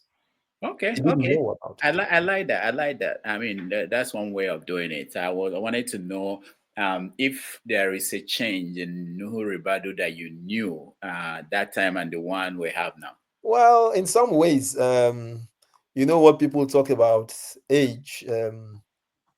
There's a chronological age. There is the biological age. And then some now even talk about, well, they say there is also the sociological age. I don't know about that. But I think the fundamental thing is that I think the message in that is that as people grow, they also experience undergo certain changes. He was a much younger man in 2008, much younger person in 2008 when he had not gone full length into politics. You know, later he went into politics, obviously, and was at the time the presidential candidate of the Action Congress. So all of that had not happened. So I think that in some ways, yes, I think he has changed in some ways. There's this controversy about Nuhu of the past, where some people say there was a video of him talking about governors who were corrupt when he was EFCC's chairman, and then now we can't find the video, and now he said he never said anything like that. What do you know? What I know is I think he's been confronted with that question a number of times. And then he said what he said, especially concerning President Bola Ahmed Tinubu, who was then governor of Lagos State, I believe, was that the corruption was of an international dimension. That was what he said. And he said that what he meant was that it was not just the EFCC in Nigeria looking into it, but that there were also other agencies around the world also interested in the case. And that he said, I remember him saying that that was not a judgment call, but was just saying that it was a matter that was being investigated not only here, or being a matter of interest not only here, but also a matter of interest outside Nigeria. I said that's what he meant. Mm. Okay, let's look at journalism before we go to your current book. If you have a young child today and he or she wants to go into journalism, will you recommend that they should in Nigeria? I have I'm not one to, the youngest of my children is 26. She has a PhD in psychology. Then of course one studied law, and then the eldest studied chemical engineering. So you see that as far as that goes, it's you know, it's not in my, I do not, and I in fact remember my son who studied law. I thought that was the closest thing, and I remember when he finished, I was trying to get him interested in what I was doing at the time. And I remember asking him, he writes very well. In fact, if you think I write at all, then you haven't read his writings. He's exceptional. He writes very well. So I thought, well, that might just be, but it's not in my character to sort of, lean on my children to know. But I thought you'd be interested because I'd read a number of his writings, and he said no. I asked him to make contributions to the interview when I was publishing the interview, and then after I made a couple of contributions, I wanted to know how to describe him. So I asked him for a CV or a brief bio. He said I should just call him a portfolio. What now did he say? Portfolio. Adventurer, whatever it was. I said, "What? Why don't?" He said, "No, he doesn't want to be. He doesn't want to be described as anything. He just wants to do what he loves to." So, what I can say, if anyone came to me and said they needed my opinion, if it mattered at all to them to study journalism in school, I would say no. You see, journalism has benefited more from the diversity of other disciplines than it has from its core discipline. That's not to say, see, I studied journalism. So that's not to disrespect or discredit the profession or others who have studied it. Good. But I am speaking in 2025, and I am saying without equivocation, Rudolph, that if anyone came to me and said, I wanted to study journalism in school, I would say, you don't have to study journalism to practice. Well, there will be training, there'll be formal training that will prepare you, but as a requirement or as a prerequisite, absolutely no. Journalism has benefited and will continue to benefit more from the diversity of disciplines than it will from its core, from core journalism, from the study of core journalism as a subject, as a profession. All right, that's interesting because I studied engineering. Excellent. You see, I didn't no, even. I have no So idea. there you have it. The unit of energy, I don't know what it is now. I've not looked. There you have it. Yeah, but so what do you think about journalism today? What it was when you started and what it is now? Are we making progress? Are we? Yeah, I think it's a mixed bag. I think it has evolved in more ways than one. I think the profession has also been challenged in more ways. In terms of now, let me. You see, in terms of the business of profession, that's obviously been challenged because of the introduction of social media, new media, and all of that. That has significantly impacted revenue for the business. All right, for the business. So the business is challenged. Models that were built on brick and mortar. So in those days, you had huge offices, you had correspondents all over the country, correspondents everywhere, and all of that. People running and trampling over each other, and so forth and so on. So you had very huge inventory. All right. Now all of that, and then you also had, in addition to that, some media houses had vans or and all of that. But all of that, the cost of entry has been almost wiped. I mean, it's almost zero. So you see, models that were built early on brick and mortar will have had to reinvent themselves in order to remain sustainable. Okay, so that's a challenge. Of course, it's also been challenged in terms of information. I mean, in terms of reliability of the sort of information that is, we're talking these days about fake news or about misinformation or disinformation, and the speed with which that afflicts us. We're also talking these days about about the stealing of our content by big media, by big tech. Big tech has significantly undermined intellectual property and the sort of content that we have and from which we can profitably earn a decent living. So that's also a challenge. But as I said, I mean, there's also the plus side of it, and part of the benefits of which modern practitioners today enjoy. Here I am. We're in different parts of North America, but we can do this interview to a global audience, which was not the sort of thing that we used to enjoy before. As I also said earlier on, the cost of entry has also been significantly reduced.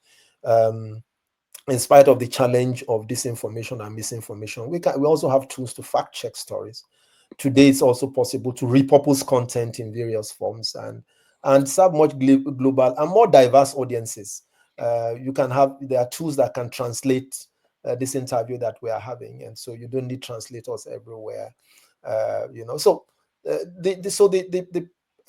both in terms of sourcing and processing and curating content and distributing content and sharing content over large distances and global audiences, and also benefiting from that experience, is what practitioners have today, which many of the older generation did not have. Now, your new book, Writing for the Media and Monetizing It. How is it doing? Well, it's doing great. But I must share with you a warning. Is one of my mentors. I hardly do anything without talking about Professor Olatunji Dare. I remember he called me, was it 2 weeks ago, and said, "Look, Azu, I think you should still remain in the mainstream. This thing you are going about monetizing, I don't know what it's about. I'm not interested.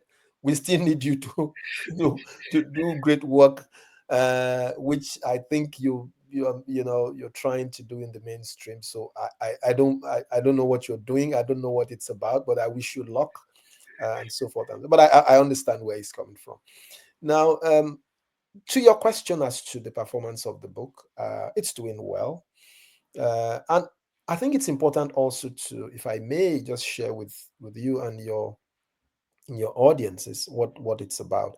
It's something that occurred to me about when we were talking about the challenges of journalism, especially as it's practiced currently. There are tools that I thought that I've had the benefit of working with younger journalists who are coming from school straight into the newsroom, and I've seen a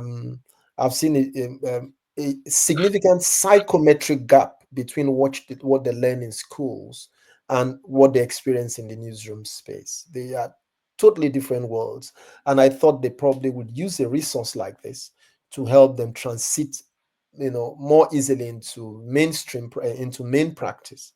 That's one of the things that the book that tries to do, to also help them see how they can use their talent and use it in such a decent way that it doesn't compromise their professional integrity or practice. That's basically what I have tried to do, just trying to provide a resource for younger persons, and perhaps a few older dogs like you may need a few new tricks to see how I hope that old dogs like you who I think it's a very important book. I haven't read it. I have it here. But I think that, because I wanted to ask you, what is the starting pay now average for a reporter in Nigeria? I can talk about leadership where I work, but because newspaper houses have different of course. And so in leadership now, I say with a heavy heart, we know we have a long way to go. That a journalist, if you are starting in leadership today, is between 75,000-80,000 naira to start. I say this again with a heavy heart because I know, as I say, the cost of living is for a month. Yes, I mean, So I'm hoping, why I'm interested in your book is that I'm hoping that you showed people in Nigeria that they can actually, in a month, make $100 at minimum. Absolutely. That's one of the purposes of the book, to also teach young people how they can use their talent. You can be a virtual assistant somewhere, you just provide some additional service, even if it's in terms of research. If you know how to use the appropriate tools, you can provide research, help your boss, or help some other persons who are doing content job, how to organize their content, how to also distribute or share those contents across platforms that may be suitable for the content that they are providing. And you can get something extra from just doing that without being distracted. Those are some of the things that I sort of talked about, beginning from chapter 1. It's actually a 15-chapter book. Beginning from chapter 1, where I talked about finding your voice, to the 15th chapter, where I had the privilege of interviewing Mr. Dele Giwa, Nigeria's first Pulitzer Prize winner, and Toyosi Ogunsheye, who's the first female editor of The Punch. I think she works in the US, right now. So yeah, it's quite, I believe, a bit for younger journalists and perhaps a few older ones, if you are older, more experienced ones. I'm almost finishing another book, but that's more for midlifers. Yes. So, do you think that online media has helped, or has it hurt?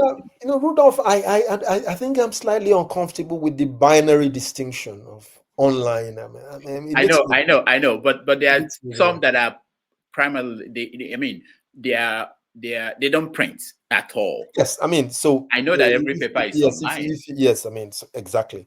So your question is whether they are doing well, or how Yeah, whether they're helping, they've helped, or what is the impact? Let me just reframe it. What's the impact? Let Oh, me sure. give you. One of the things that we have learned, especially from the 24/7 news cycle, is that it has helped to keep us on our toes. And diversity is almost always a good thing. All right, if you depending on how you harvest it. All right, and so you remember there was a time when the news was not the news until you heard it an NTA, maybe 9 o'clock news or 4 p.m. news on Radio Nigeria, or and all of that. And even some editors in mainstream newspapers, if you were offended by their content and you wanted to offer your opinion or write a reply, when you mailed it to them, they decide not to publish. All right. But as this interview is going on, I'm sure you are struggling with There are comments. There are comments already. There are comments. exactly. Yeah. So that's part of so there are comments. So it's a continuous. It's just an experience of continuous engagement, which and so also the more mainstream platforms have also now learned. If you want to run a sustainable business and I use the word mainstream now a bit more liberally and in a more general sense. All right, you cannot say tomorrow morning in tomorrow morning's newspaper, Rudolph interviews Azu. Everybody knows it. We watched that yesterday. What did they say in the interview? How does it affect me? What value, what context does it bring to social discourse? And I think that's the kind of additional quality in terms of user experience, if I may use that more general word, that the online media has managed to bring, because it's online 24/7, and those who work in the more mainstream, the mainstream platforms, who have to do for the next day or curate news for the next day, have to be mindful that they are not repeating to consumers or readers what they already have seen or heard already.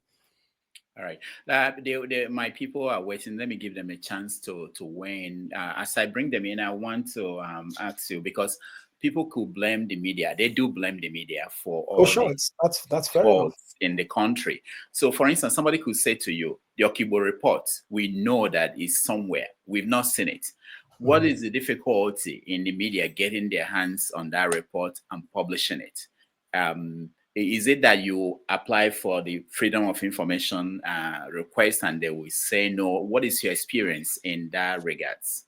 Well, you're absolutely correct. And the media, I do agree and admit that we still have quite a lot to do in a country like us, where, as I said, institutions are weak, and therefore the public depends on civil society, and especially on the media, to lead the way and shine the light in terms of holding government more accountable. And the media also has to hold itself to much higher standards. Of course, I also get that point. But as to our experience with the Freedom of Information,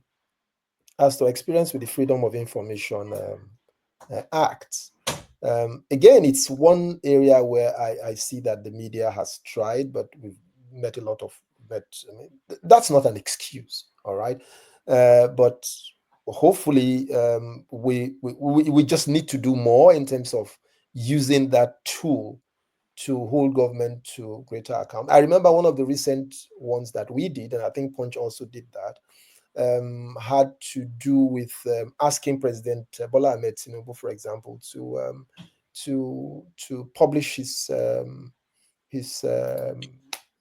assets. Yes, his assets, and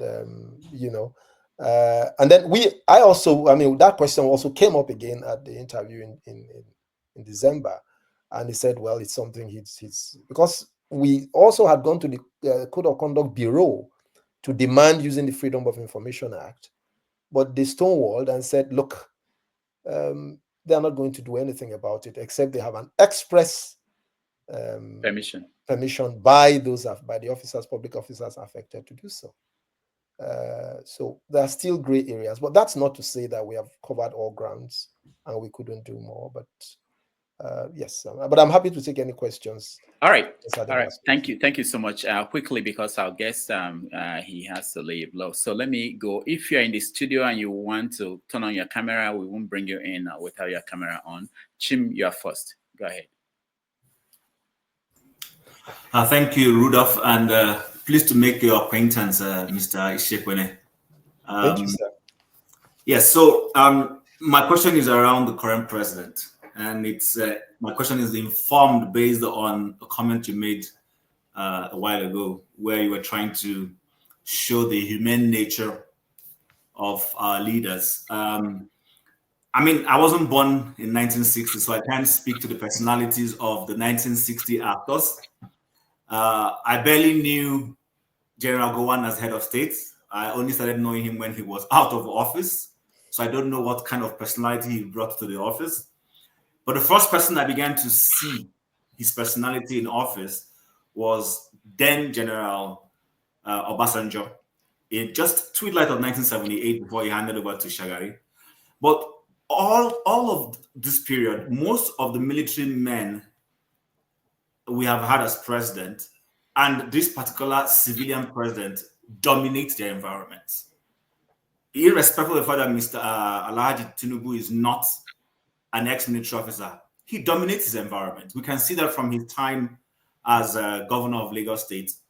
And even when he was not in office and he was the godfather of the politics in Lagos and so-called national leader of the APC, which doesn't exist anymore. So my question is this. When he was governor, he tried to do something and hit a brick wall with the then President Olusegun Obasanjo. He tried to create local governments, which the Constitution, by the way, I think really does permit the states to do, but it's just that nobody has really tested it. And we saw how Obasanjo stood his ground and stifled Lagos funding. Now, we also seen how he has led the state when he was governor and managed affairs. As close as you are to him, my question is this. Have you been able to tell him or ask him to say, remember the so-called struggles you fought for as a Democrat when you were not president? You fought against dictatorship. Today, people can no longer protest or air their views without being suppressed. It's happening in the country. And then, of course, we're seeing what happened in the State Assembly, Lagos State Assembly, and then vis-a-vis what is happening in Rivers State. Would you say, based on what you just told us now, that Tinubu, the picture you created, that's a personal view. When it comes to office, would you say he's leading by example? He suffered certain things as a so-called Democrat, but now that he's in the saddle, he seems to be doing practically the same thing the military men did. That's my view and the view a lot of people when you look from afar. As close as you are to him, are you able to whisper to him to say, sir, don't forget where you're coming from. Remember, you were a Democrat. Remember, you went on the streets. You remember you fought against and struggled against President Obasanjo's withholding of state funds. Don't do that to Rivers State. Let the system work out its way democratically, go to court, do all those, exhaust the democratic apparatuses that are given to us, rather than using the instrumentality of federal might to want to go against dissenting voices. So, because I'm struggling to, juxtapose what you said about him versus some of the things we're seeing him do in office. And that also brings me, this is not a question, to how he even came to office. Grab it, snatch it, run with it. Speak to this, please. Thank you very much, Chim. Pleased to meet you. You are not as it's not as young as you try to make it look. I mean, the sentiments you have shared are quite profound. And I think that we may not all have been born at the same time, but the good thing is that we also have the benefit of history and books to help bring us up to speed. So let me just say a few things quickly. I will not hold brief. I'm not holding brief. I cannot say I'm holding brief for Bola Ahmed Tinubu. There are people who are appointed and who get paid to do that. But I would answer the questions you have asked me as best as I can. I think the issue of dominating the environment, which was central to the point that you asked, I think sometimes it's a cultural thing, all right? And I think it was Babangida who said that we are trained to dominate our environment. He not only said that, I think he's written that in a couple of his books. But I think that sentiment is also sometimes a cultural thing. You know, we from the part of the world that where we come from, we tend to revert to, you know, to sometimes, you know, we really, you know, when people in authority, we sometimes, if you like, pardon my use of the word, worship people in authority. So sometimes it's a cultural thing, all right, which thankfully the younger generation are not, you know, the younger generation, especially millennials and Gen Zs, they will have none of that, okay, which is good. So we have a younger generation that will, and we saw that in the NSAS protest and all of that, a younger generation that is anxious to demand accountability. It's one of the strongest values of the younger generation. I think it's a good thing, and we should keep it up. But regarding the specific cases you mentioned about whether one whispers to, I just mentioned that one of the questions asked at the last interview, which I had, I do not have private meetings with him, personal meetings. The meetings I've had with him, apart from the occasional social meetings where we all meet, interviews and things like that, you know. But at that interview, I remember the number of questions that came up, including the one about declaration of assets. Okay, we thought that it was such a big issue. You should declare your asset and lead by example. All right, so that came up, and then of course he gave a commitment. But regarding what he also said about Lagos and what he did about Lagos, the creation of the LCDAs in Lagos and so forth and so on, and now how the shoe is on the other foot, and it's not. I think that as far as I know regarding the affairs of the Lagos State Assembly, I can't tell you what I do not know. I tell you what I know. I understand he is not that he's not aware of what is happening, but he's not directly involved. That is what people who are in a position to know, with whom I have spoken, have said, that he is not directly involved in deciding who's the speaker and who's not the speaker, who's installed and who's removed. Regarding Rivers State, you would recall also that there was a time when I believe he invited, and this was also reported publicly, the president invited both the Rivers State Governor Fubara, and the FCT minister to sort of to find a settlement. All right. Obviously, that did not work. It collapsed sooner than the meeting was held, and then the parties decided to take the matter to court. Now, what happened in court is what we heard last week. The Supreme Court went from one level, from the High Court all the way up to the Supreme Court, and the Supreme Court has given a ruling. Now, whether that ruling is instigated by somebody or not, I don't know. But what I know is that the Supreme Court has given a ruling on the matter. And my personal view on what is happening in Rivers is that it's not in the interest of any of the parties for the state to go up in flames. It's not. Neither is it in the interest of the country. So the Supreme Court may have given its own ruling, but a solution to the problem has to be found. And my view is that it has to be a reasonably well-negotiated solution that secures the destiny of the state and the well-being of the people, as well as those of the parties involved.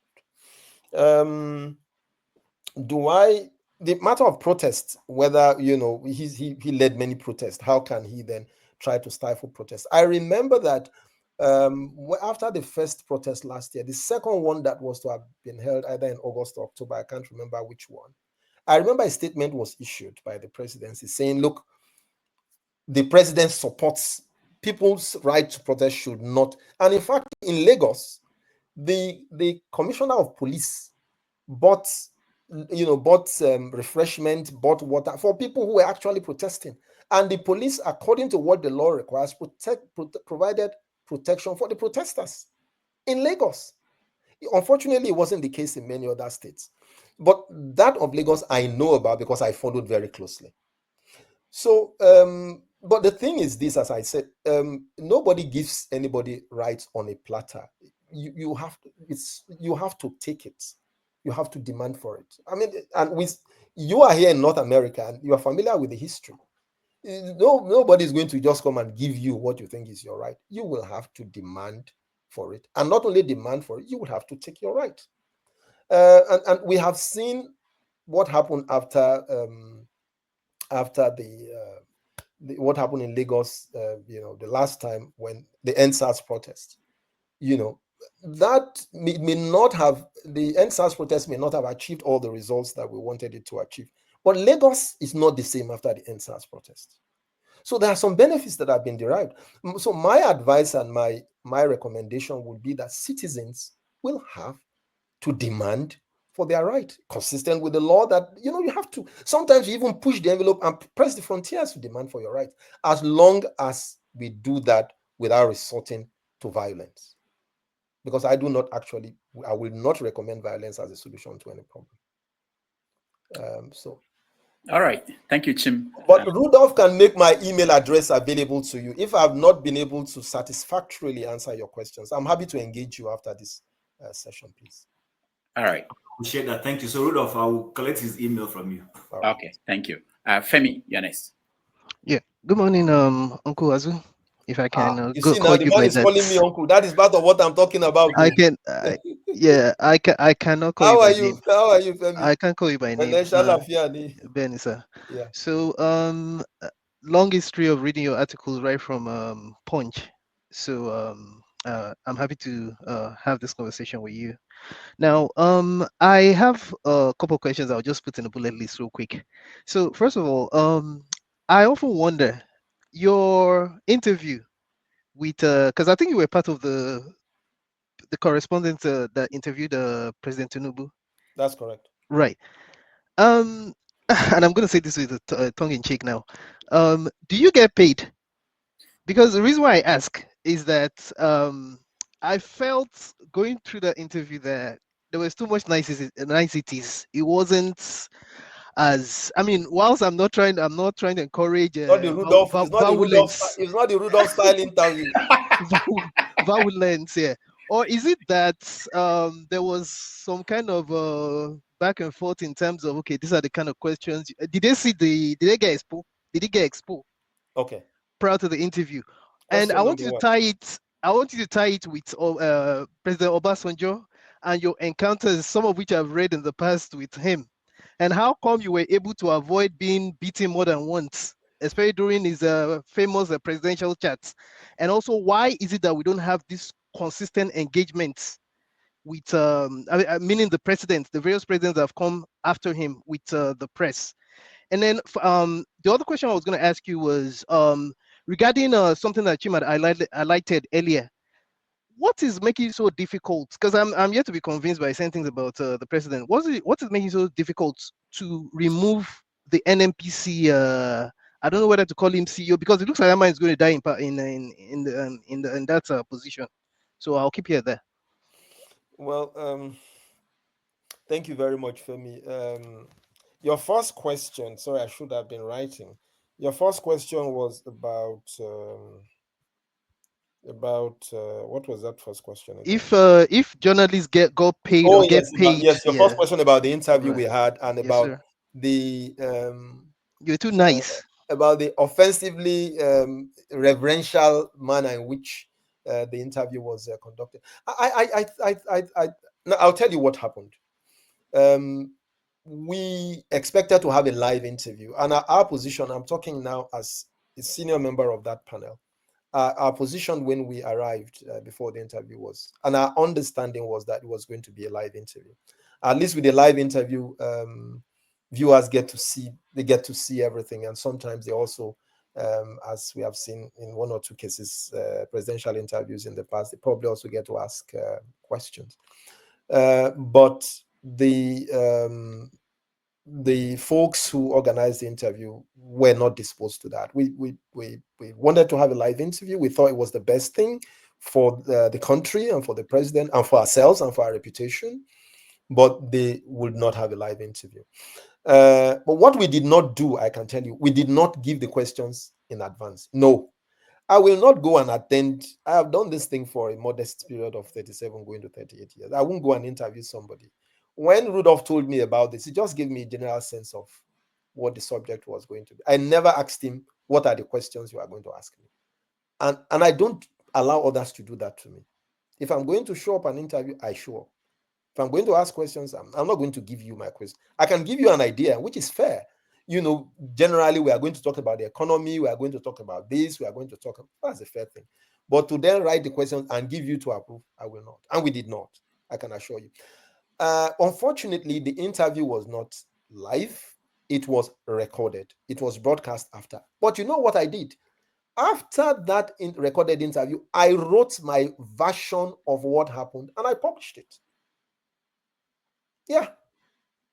So if you decide, if you choose, for example, to edit the version that was broadcast, that's fine. You're not going to edit my own version. And it's there, including the things that were not included in the edited version that was published. I wrote, and to the credit of Mr. Bayo Onanuga, because there were some persons within that said, oh, nobody. But Onanuga said, no, you can't bring somebody at this level to an interview and say he shouldn't express his view after. You can't do that. So that's what it is. We are hoping that we would have interviews in future that will be live. There are no go. I mean, that will be live, and that not only the panel interviewing the president, but others as well will have the opportunity. Perhaps also viewers like you, people from other parts of the world, will have the opportunity to also ask the president questions. So it wasn't. There were no prior agreements or anything of the sort. We went there, but unfortunately, we expected a live interview. It wasn't a live interview, but I wrote a column reflecting the interview as honestly as it went, and it's out there for people to see. What was your second question? You asked two questions. Oh, yeah. Actually, I wanted to juxtapose what you just said with how you were able to maneuver President Obasanjo from even beating you during his previous media chats. Because I just shared one with you. I mean, with due respect to President Obasanjo, I had more than one encounter with him. I'm not the only journalist anyway that has had that sort of encounter. Many journalists have had some, maybe some nice, not so nice, others nasty experiences with him. But that's just the man. That's who he is. President Obasanjo, I don't know whether you watched his edition of Hard Talk, where he asked, what's the name of this Hard Talk guy? He said, can you ask your prime minister? Can you ask your prime minister that question that you're asking me? So that's just the man. That's who he is. And then finally, the NNPC, is it GMD? Yes. Well, yeah. I think it's part of the president's prerogative. I have actually asked that question in one of my articles. I said, in fact, I'm quoting myself almost verbatim. I said, what is between the man and the president? Only God knows. And honestly, I don't know why he's still there and what he's doing. I don't know. And I've said so publicly that I think he's past his sell-by date. But well, the president is his appointer. All right, Azu, there's one question from the comment before we go that you didn't answer. Somebody wanted to know that you didn't say whether you were paid. I heard that they kept journalists in a hotel for the purpose of that interview. Okay. So. I was not paid, and I don't know of any journalist who was paid. I stay in, I have a house in Lagos. All right. I have a house in Lagos where I've lived all my life. But I work in Abuja. The interview was held in Lagos, where the president was during his holiday. And then I told the organizers of the interview that I'd rather I stay on the mainland. All right, I stay on the mainland, and the interview was held on the island. And they said, for purpose of convenience, it's better for us to move from the island in the morning because of the traffic situation in Lagos. My default position was not to use. I mean, I have a small place that I'm comfortable staying, and wherever I stay, I can only sleep on one bed at a time. So my direct answer to that question was that there was no precondition, no monies given or received or offered. Okay. All right, IQ next. Good afternoon, good morning, Dr. Rudolf and Mr. Zubike. Happy to see you in our platform. My name is Ike. My name is Ike Alamefle. I'm speaking from the Caribbean. Precisely, I'm speaking to you from the island of Bonaire. Oh. I was listening to your conversation with Dr. Rudolph. I was going off and on. But I don't know if I'm going to make a commentary before I ask my question. This is my personal opinion. I don't think you answered the question that Jim asked you. You were trying to play the card of journalist. I'm not a journalist. You are trying to paint a picture. You don't want to offend somebody, or you don't want to actually say what you think. But I would like you to remove your journalistic cap, and as a citizen of that country called Nigeria, the man in office you are trying to promote for me here in this platform, did he legitimately win the election of 2023? Forget about your journalistic cap. I didn't go to school, but I am a citizen of that country. So I would like you to confirm to me that that man who is there, your president, the man you try to promote here, the man you try to give credibility because of your personal encounter with him. We are not talking about your personal encounter with somebody, but we're talking about a country called Nigeria with a population of 230 million people. I have no business with your personal relationship with anybody. But I speak on something that bothers me as a Nigerian. That country called Nigeria. You're a journalist. You have lived into that country. You have been there. So I do not think that you answered that question. And you know the reason why you didn't want to answer that question. That's on you. Because the man that is at Aso Rock right now, that's why I asked you that question. Do you think he legitimately win the election of 2023? And do you really think that this present government we are talking about right now is a government that you are giving a credibility for what has been going on in that country called Nigeria since they came to power? Because it is all about grab it, steal it, and run with it. And that is the foundation of where we are today. And for any Nigerian journalist who live in Nigeria or whatever that you live, you want to come here and paint the picture for me as a Nigerian that all is well with these present people who are illegitimate government. Because they are not legitimate. They are not my government. They don't represent me. So if they represent you, fine. But I just want to put it here that you never answered the question that Jim asked you. My question now goes to you is this about Babangida. Every time since all the book was published, we talk about all Babangida every time. My question to you as a journalist, there were civilians, there were eminent Nigerians from every field of life who helped this man to perpetuate whatever he has done to this country called Nigeria. Why are Nigerian journalists not speaking about the people that have aided this man to do what he has done? It is all about Babangida we talk about. What about Nigerians? You are people like journalists. You people, you go and look for information. I'm not seeing any all these journalists we have in Nigeria. What of the people that have aided this man to do what he has done to this country? Why are Nigerian journalists not talking about those people? Why are they not letting us know the people that have aided these people to do what they have done? Babangida in question. All right, thank you, Ike. Azu. Thank you very much, Chief Alamefule. Thank you so much for your question and for the passion with which you have answered the question. Chief, Rudolph did not ask me a question about whether or not Bola Tinubu won the election. He did not ask me that question, and it's on set. He can say so if he asked me. No. I think it's important for us to get that right. You just insisted that he asked me a question which he did not ask me. If you are asking me that question as a matter of interest, I can volunteer an opinion, but I think it's inappropriate and wrong and incorrect to assume or to say that he asked me a question which he did not ask me. But it's easy for me I didn't say Rudolph. I said Brother Chim.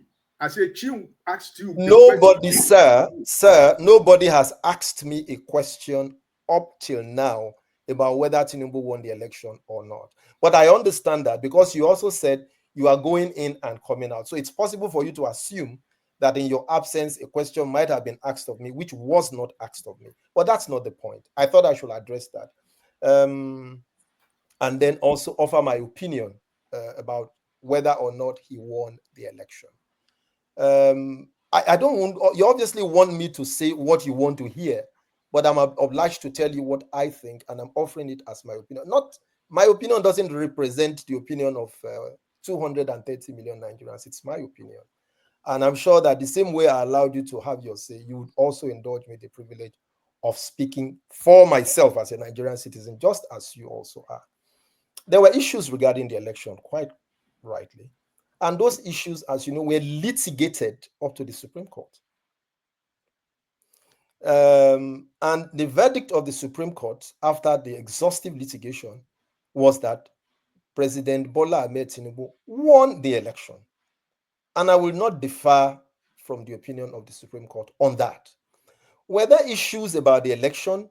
And I think I also mentioned it when I was having a conversation with Rudolph about the recruitment process, about the election process in Nigeria. The election process in Nigeria could be far better from what it is, so that in future we would have far less court litigated or judiciary pronounced leaders. We don't want that.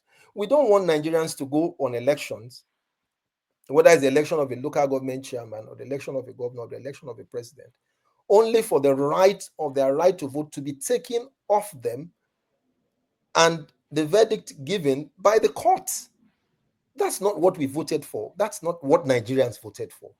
Nigerians want to be able to vote for a politician or people and have confidence that the process will give the outcome that they desire. Was I personally satisfied, fully satisfied with the outcome of the last election? No, I wasn't. I wasn't satisfied. And I'm not talking, I voted in all the elections, sir. I voted in all the elections.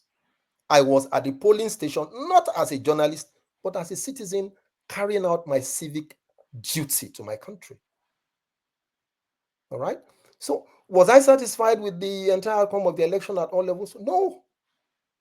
I have written consistently and challenged INEC and challenged citizens to step up and see that we do more to improve the process, so that the outcome of elections will reflect more truly what we desire as citizens and as voters.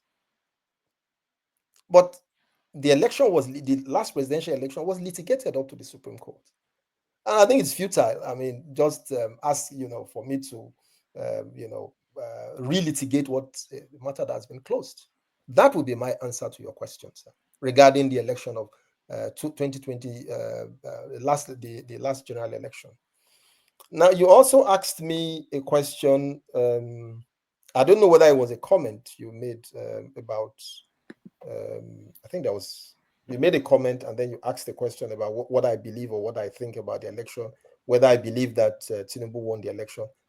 Yes, he won the election. He did. And as I said, that matter was litigated exhaustively. Was I satisfied with the entire process? No. That would be my answer, sir. I asked about the Babangida issue. I talked. Oh, yes. Now, yes, thank you for reminding me of that. Now, the Babangida issue, you are absolutely correct, sir, that Babangida is one man, and perhaps we should also look at other characters and other people who are involved in that process. I agree. I also mentioned during the discussion on the book, A Journey of Service, that before Babangida's book, there are 3 other books that I know that I have read that have been written on Babangida. Interestingly, because you make this point,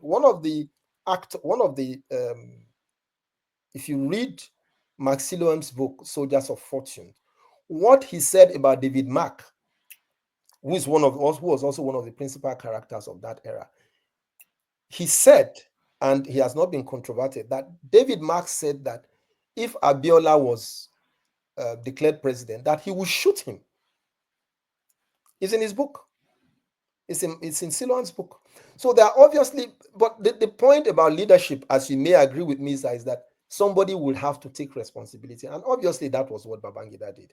And I think I also give him credit that for him to have come down to that, he even sat down and wrote a book that we are discussing.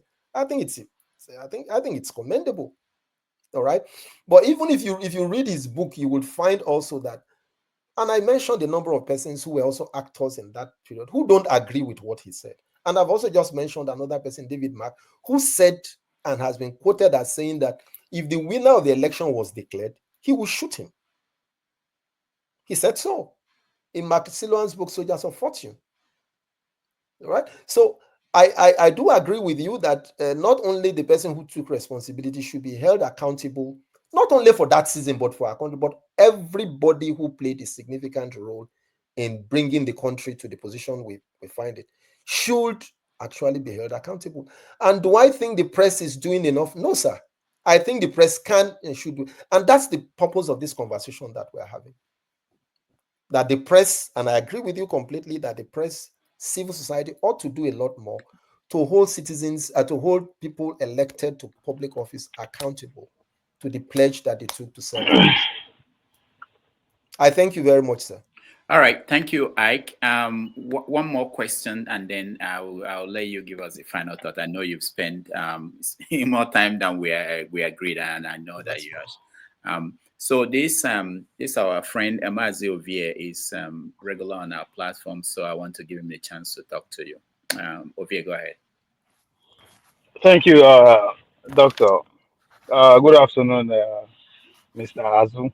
I hope I am not been too familiar, but I think that's what you are probably called within the media industry. No problem. I mean, I find your name quite interesting, Mazi and Ovie. There, but maybe that's outside this forum.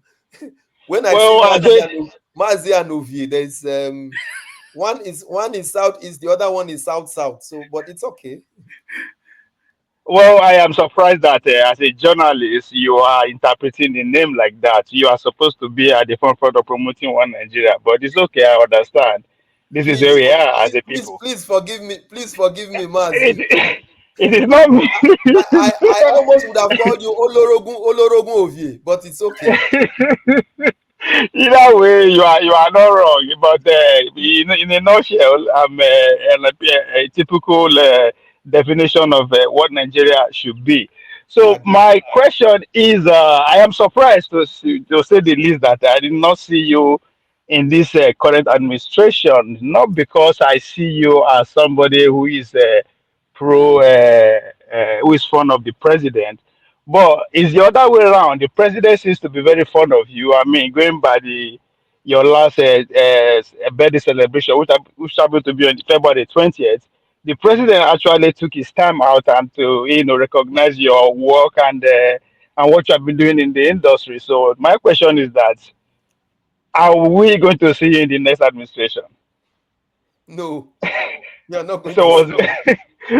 Okay. No, sorry, before you finish. I manage a corner shop in Abuja. There's a corner shop called Leadership where I walk out from, and I'm just happy walking out of my corner shop. It was actually on the 19th, my birthday was, and yes, you are correct. The president wrote, and I'm grateful for that.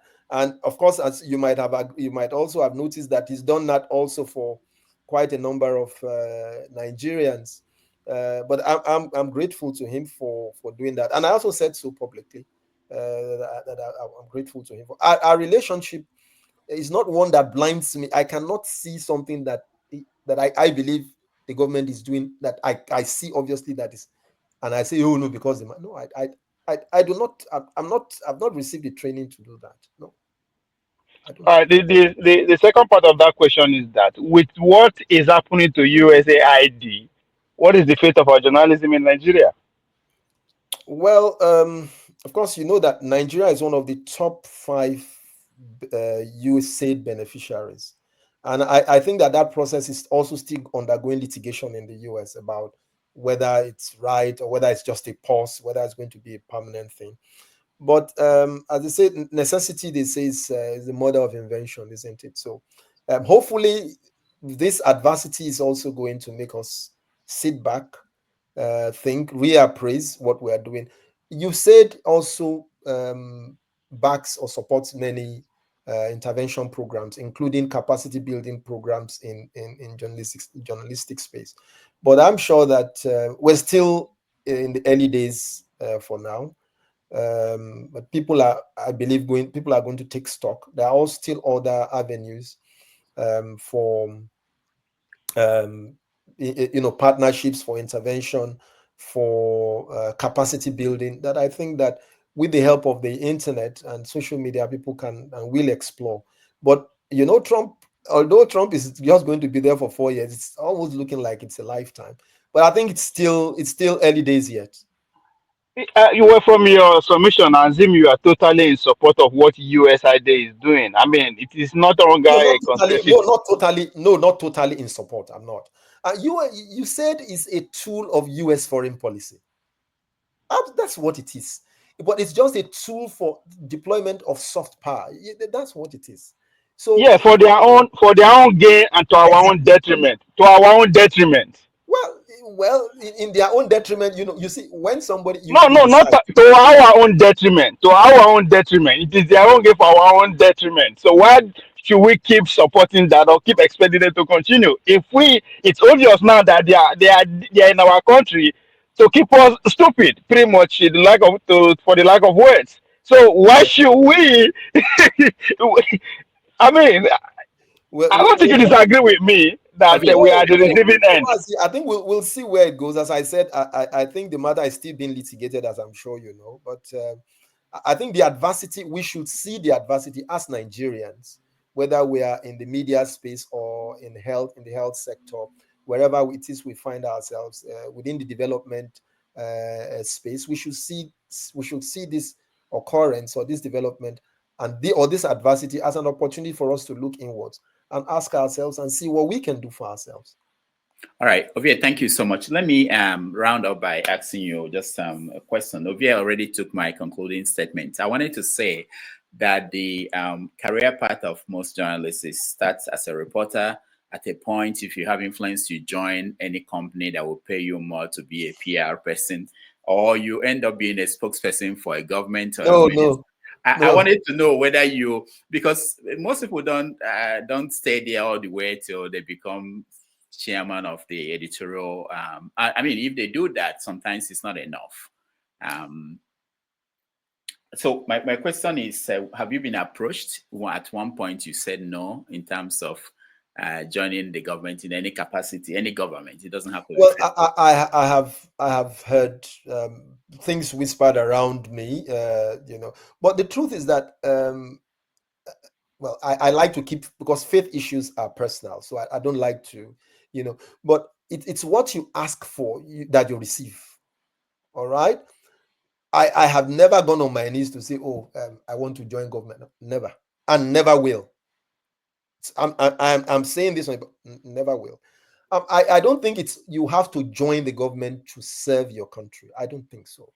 I think that what you're doing on IrokopostTV and all those guys, this is service.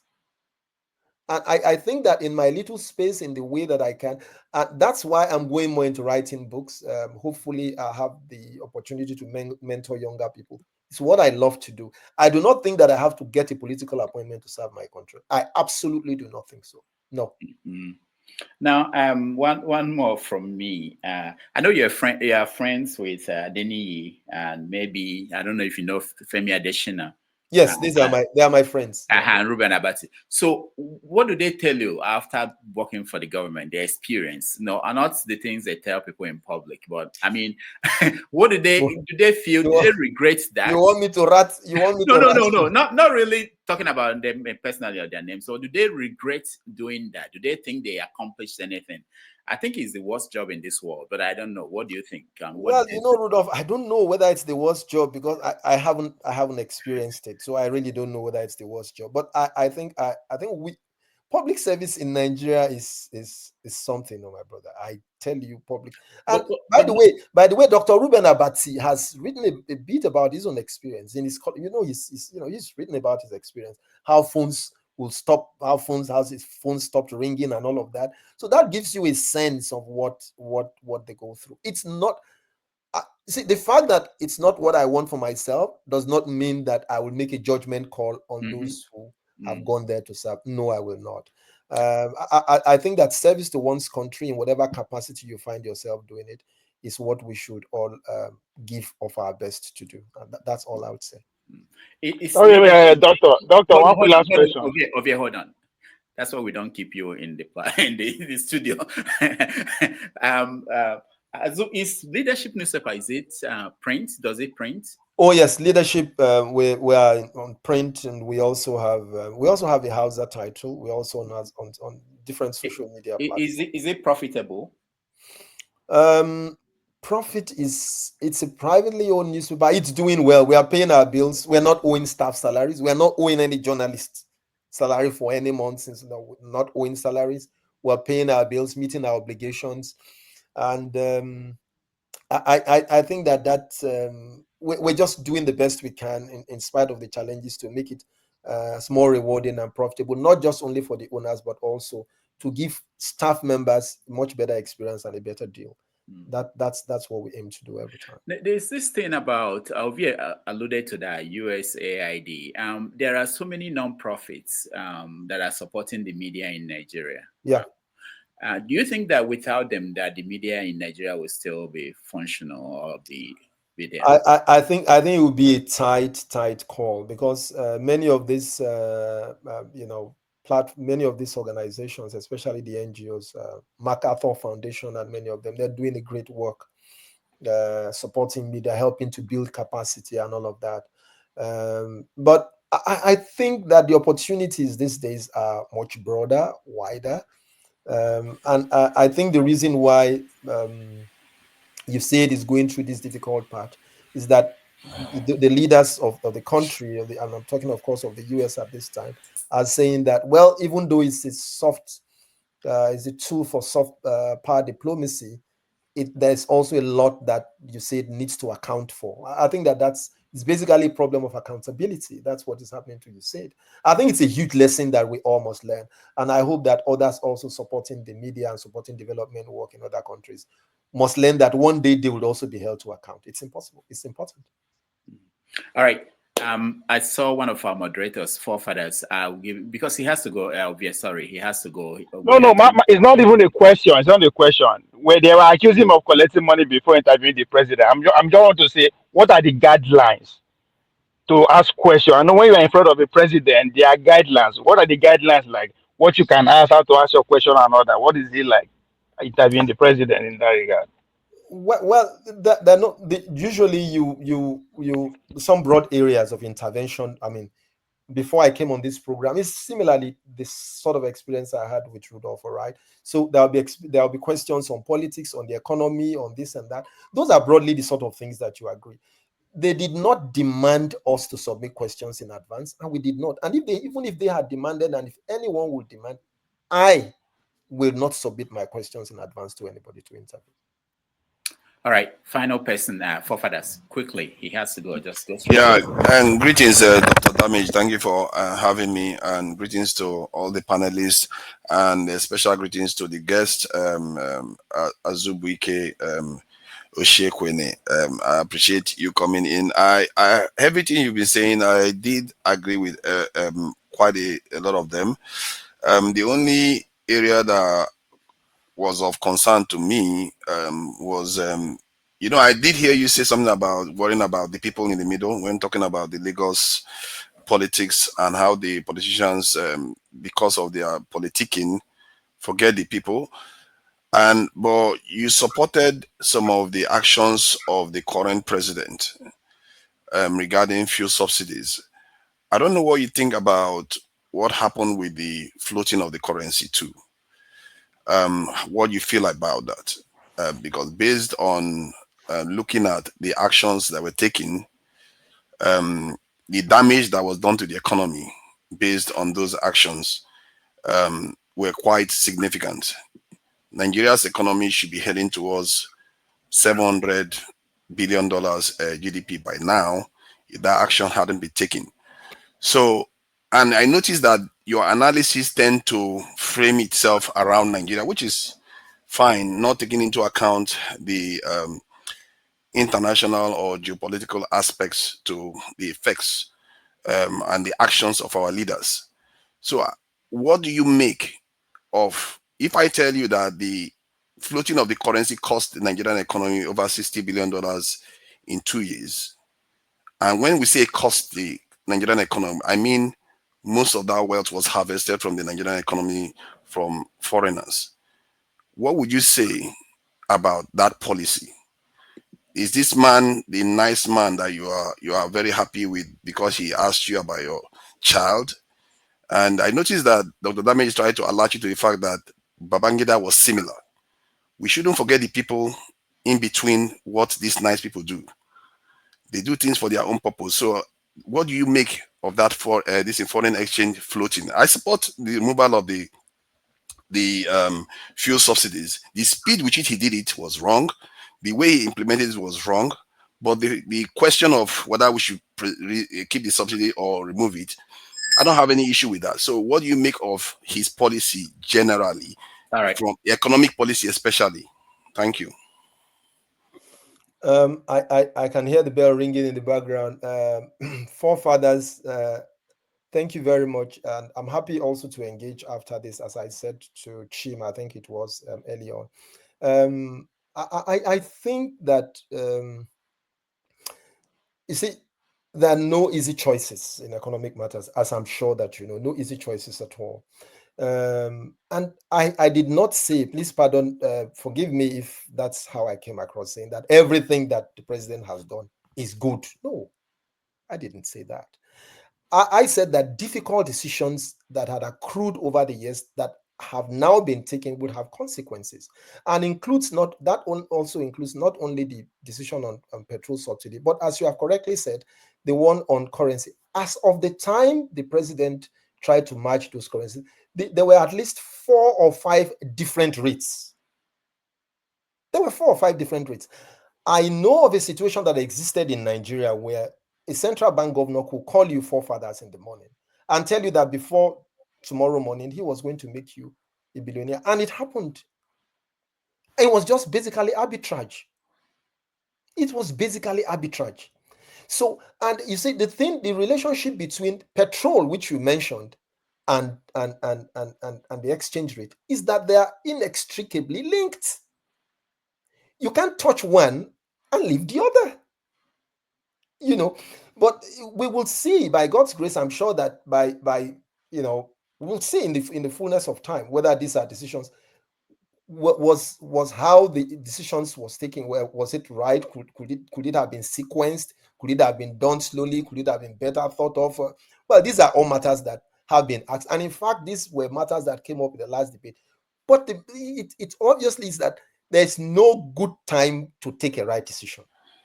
You have to do what you have to do, and then find a way of managing the consequences. Sorry. Can I just a minute, forefathers. The consequences have been very severe for all of us. Very, very. I do not work for government. Never have worked for government. Never. I have never worked for government one day of my life. Never worked with you. I agree with you on that, and I think you actually are speaking from your own mind, not because somebody's influencing you. Exactly. I've never worked for government. Never worked for government. So, but what I wanted to highlight was when you say the central bank governor can make somebody rich. Yes, that was costing the Nigerian economy a lot of money. However, taking this action that has happened, when we talk about arbitrage and round tripping, this is the ultimate one where foreigners are the one reaping the wealth out of the Nigerian space. And that is the area I think you are not looking at what is going on. You see, part of what I'm sorry for that. I love the level of the discussion and it's something I'm ready to engage. You see, you also cannot, you are ultimately a function of what you produce. You see, you can't get more than your ability to produce. You can't. So we need to sit back and ask ourselves, what exactly, apart from oil, what exactly is Nigeria producing on the basis of which it can have a currency that can compete? What are we producing? Yeah, that's why you should hold them accountable. Okay, about the oil area you were referring to, let's not forget the person that is responsible for why Nigeria is even having a semblance of stability right now is Dangote Refinery, and that was something that the previous government did. And if not Dangote coming in to reduce the demand for the dollar, the Nigerian currency will be floating in one direction right now. I appreciate the fact that he is doing something regarding ensuring that Nigeria oil production is increasing, but the move to do that already commenced with Tompolo and all the stuff that was laid on the ground. The policies that this government have pursued, specifically themselves, that they originated from, I don't know which one has really benefited Nigeria. I'm just this is saying it so that we truly understand what is going on here. When we praise him, I like these tuition fees. I don't know whether it's transformational stuff. I like the Lagos Calabar road. I don't know how transformational it is. But to be fair, the only thing I'll give him credit for is that at least he didn't sabotage Dangote for completely. But the Nigerian economy, where it is right now, below 500 billion in GDP, it didn't need to happen. He knew Dangote was coming on stream when he floated the currency. Dangote was coming to reduce the demand for the dollar. But he went, even before he appointed his central bank governor, and floated the currency. Who does that to their nation? If you love your people so much, why would you do something like that? But that is just my own analysis from what I've seen. And doing my analysis, it has cost us over $60 billion in 2 years. What other thing will cost us that much money? Arbitrage. Arbitrage was costing us about $17-18 billion a year. Subsidy was costing us similar. He's already removed subsidy. In other words, he had money in his pocket, but yet he went and floated the currency that cost us $60 billion. Why? You should be asking yourself this critical question. Why do they do these things that they do? It doesn't make sense. It's not economic. He did it even before he got his CBN head in office. That is the kind of question I would like our people, our elders, to be asking these leaders. I don't know why we don't see it. But all right, thank you, forefathers. So you can answer him and then your final comments. We really appreciate you joining us today. Well, again, I'd like to thank forefathers and everyone who has been a part of this conversation, both those who have spoken and those who obviously have sent in their comments. I think it's a measure of the passion that we all have for our country, that we are also fiercely and deeply engaged in this conversation. I see nothing personal in the conversations that we have had.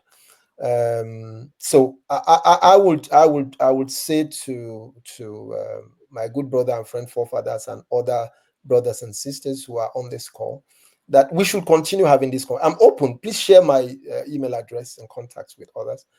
I do not have all the answers to all your questions, and we continue to reflect on these things and share thoughts about what we can do both individually and collectively to make our country a much better place. I'd like to thank you once again, Rudolf, for having me on this program. Thank you. Thank you so much, Azu. And hopefully you'll come back very soon and be with us on a Sunday, because Saturday is a special day for people to have their say. Sunday is when we have 90 Minutes Africa, so it's more relaxing. So also for people who want to support his work, because we can't be expecting journalists to do their work and we don't support them. This is a book about writing for the media and monetizing it.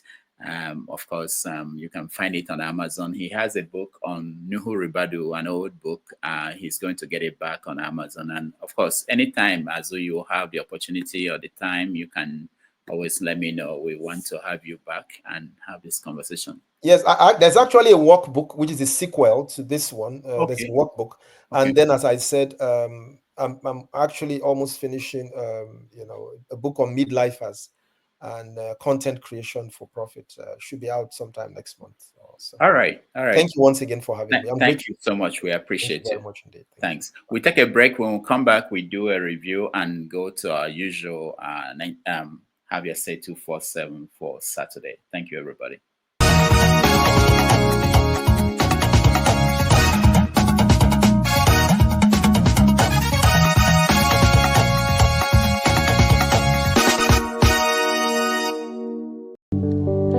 Okudilio, nyekelanio, Olisamalugo mkoyene menenua. Okudilio, nyekelanio, Chukuna malugo yobia diocha. Agaranya chogo kowe bili, agaranya chogo kowe rienio. Owe chuku bezie chuku. Nuche chukwa busigi fegemeo, nuche chukwa busia ifegemeo. Ni fosolo ne asi alibazie. Oboye bebe agaranya muliba, oboye wuru agaranya mebibe solia, mano agaranya wa, oboye afiozi enipakwa. Agaranya chogo kowe bili, agaranya chogo kowe rienio. Owe chikubezio lisa. Kodili ma, kodili bemo, kodili wakema, kodili wanima. Naino kwane we peluge peluo. Kodili ma, kodili bemo, kodili kemo, kodili heyo. Ibedwe me wane, nikadie zibo heyo.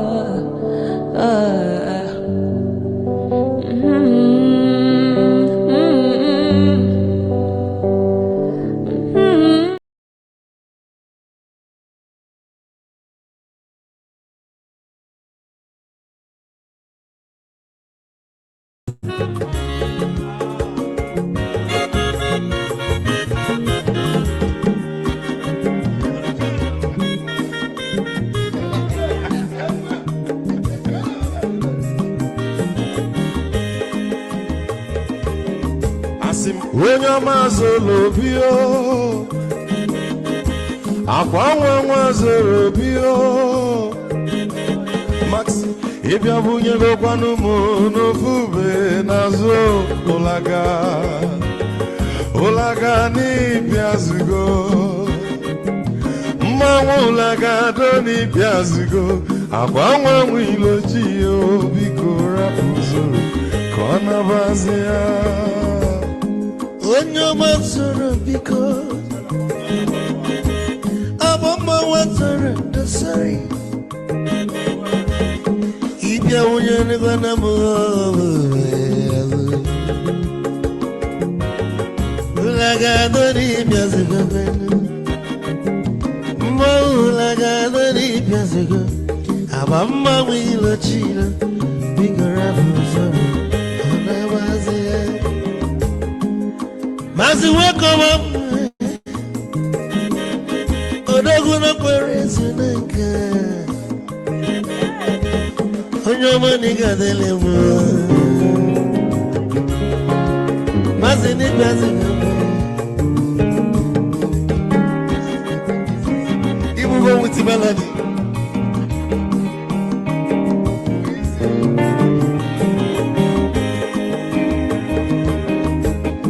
Ika Ikechofo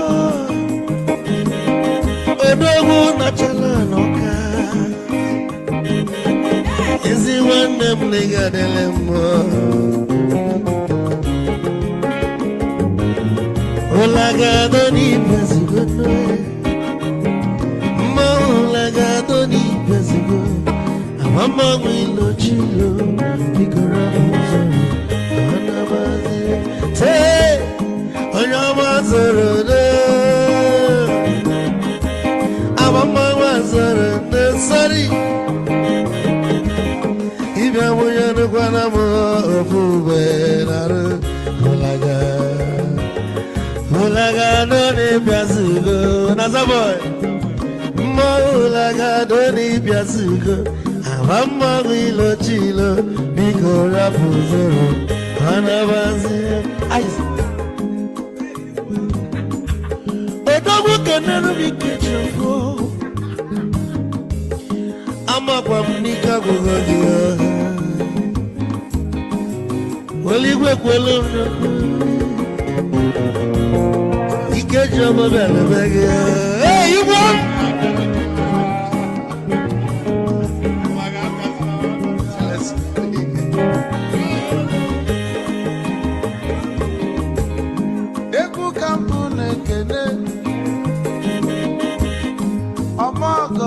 So Chukwe mekalumo ike chukwu negaji Esi nwanne mekene Ila polife nini neme webia Kago sili na nina gibu nwanne wisdom megadi Kanyegi maiki kogo banya begwu Isili maxi Obu netiri egwu a malụkwa malụ n'imego m ife ọjọọ wee sị gị nwanne m ife ọkụ na-echọlụ na ngeme wisdom onume ekene gị gbamanwụ iyo iyo biko lapụ nabasị ya zoro zoro zoro zoro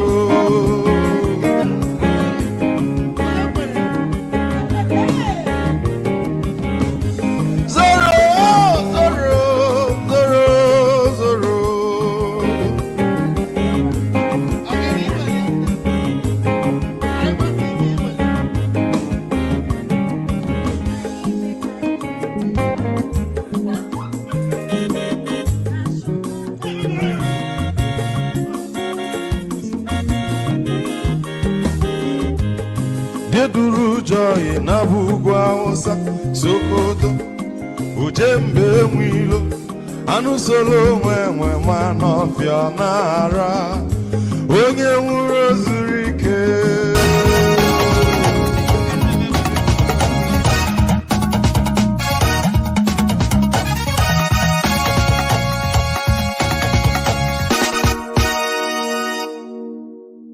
And I am ready to die defending Nigeria in whatever way. When it is God's time for us to go, it is. And you took my time to God. You are ready to defend Nigeria. I gave you my time. No, I'm coming. Alexi, hold on. You already started. What I'm saying, defending Nigeria. I have nothing new to say. People are hungry. Let them die. It's their fault. Yeah, I'm supporting Tinubu 100%. You're supporting Tinubu 100% to deal with Nigerians. Jeez. People like you. So that when next election comes, I will now see whether when people bring money, you will vote for them or you will do your point. Don't forget, that state is now an oil producing state. So they now have derivation, if you are not aware. So if you want to speak for anybody, please do not defend a character like Yabelo. Please do not. Okay, let me respond to him. One second. Do not defend a character like Yabelo. Do not.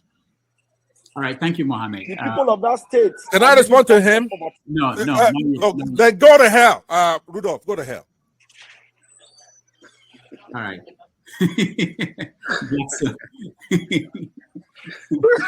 Rudolf, I've never seen this part of him before. My God.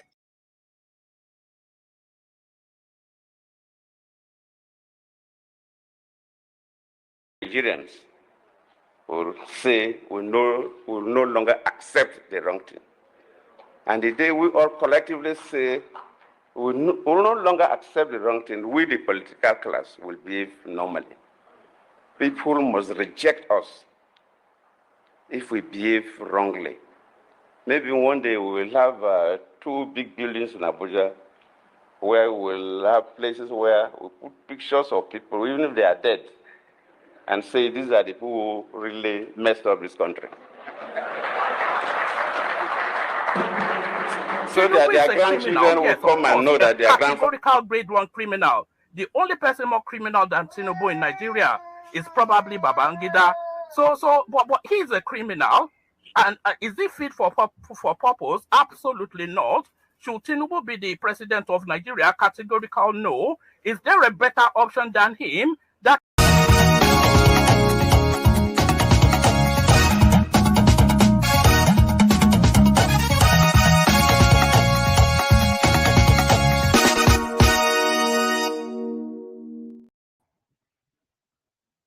Welcome back, everybody. Thank you so much for hanging out with us this beautiful day, Saturday, March the 8th, 2025. I appreciate all of you, and we will get you guys to weigh in on how our conversation with Azu went, and then we will start the usual have your say 247 that we typically have on Saturday. But before then, let me just point out that tomorrow on 90 Minutes Africa, we have special guest, Professor Philip F. Young Jr. He's the son of Philip F. Young, who was the deputy leader of Biafra during the Biafran period. He was the person that the father was the assistant to Ojukwu, the deputy to Ojukwu during the war. So he will join us. He's a professor at Michigan State University. He has written books on the Biafran War. He will join us to talk about that period and the life, the trauma, and all those. So if you can join us tomorrow at 6:30 p.m. Nigerian time. So being that in America time will change, I don't know about the UK. I think UK, you guys will change later on during the week. For us, it's going to be 1:30 p.m. New York time. And Nigeria is going to be 6:30 p.m. We want to keep the Nigerian time constant. So even if all you people in America and Europe are changing your time, the people in Nigeria, they know that it's at 6:30. That will be live for 90 Minutes Africa every Sunday. So tomorrow, once again, Professor Philip F. Young will join us on 90 Minutes Africa. All right, let me start with Femi. So you've been reading Azu, and you had a chance to interact with him. What's your impression? Based off of the way he writes and speaks, I guess he's just as much a loyalist to his traders as they come. The part where I kind of have some kind of like mixed reaction to him, which is not unusual, is where he talks about the president and his policies, and and that's to be expected when you consider the fact that they seem to have a long history of knowing each other. So but then when you now try to like juxtapose that with just the general way that other people perceive him, then that's when you begin to wonder if there's not a seeming conflict of interest. And I'm not saying necessarily that he's not entitled to some biases, because we all have our own different biases. And at the same time, I'm not saying it to mean that it might not be necessarily right, because I mean, I don't know the president, I don't have to know him personally, but I just feel that there may be some conflict of interest, and it's just the way it comes across to me. Again, I'm not saying that it's necessarily wrong, So, but other than that, I also was paying strong attention to when it came to the questions you asked him directly about Babangida, and in various shapes and forms, especially when he came to what his own impression, his own opinion about the Vasa, the killing of Vasa, Dele Giwa, the Dele Giwa question, as well as, I mean, just generally, I think he mostly dealt with that in line with my own thoughts as well, whether I was old enough to know what was going on versus just reading the opinions of various people, those who knew Babangida personally versus those who just associated with him, or who were just politically, if you will, for lack of another word, who were just aware of what was going on in the country to a very high level. I think it dealt with that in a way that I align with. But overall, I would say it left as much opening for those that really want to him question him even more deeply. And I'm just glad he comes across again, based off of what I've read in terms of his articles from way back when, as someone who is ready to engage, is not ready to run away. All right. Thank you. Thank you so much, Femi. Ike.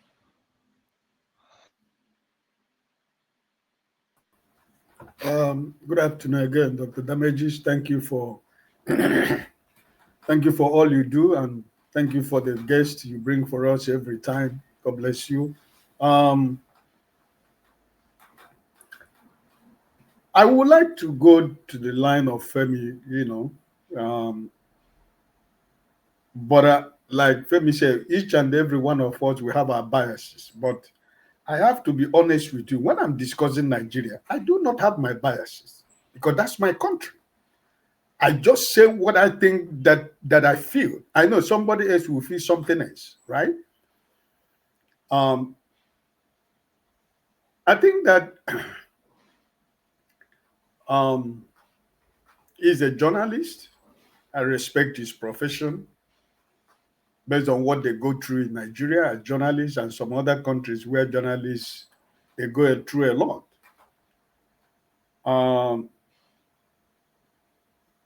But I think that, as he did eventually or admit partially with me, that the journalists in Nigeria, they're not doing enough.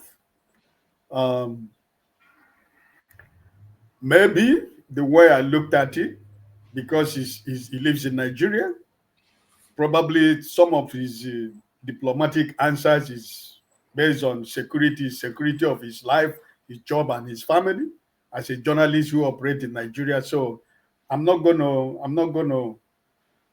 prosecute him for that, because most of us would not want to go back to Nigeria.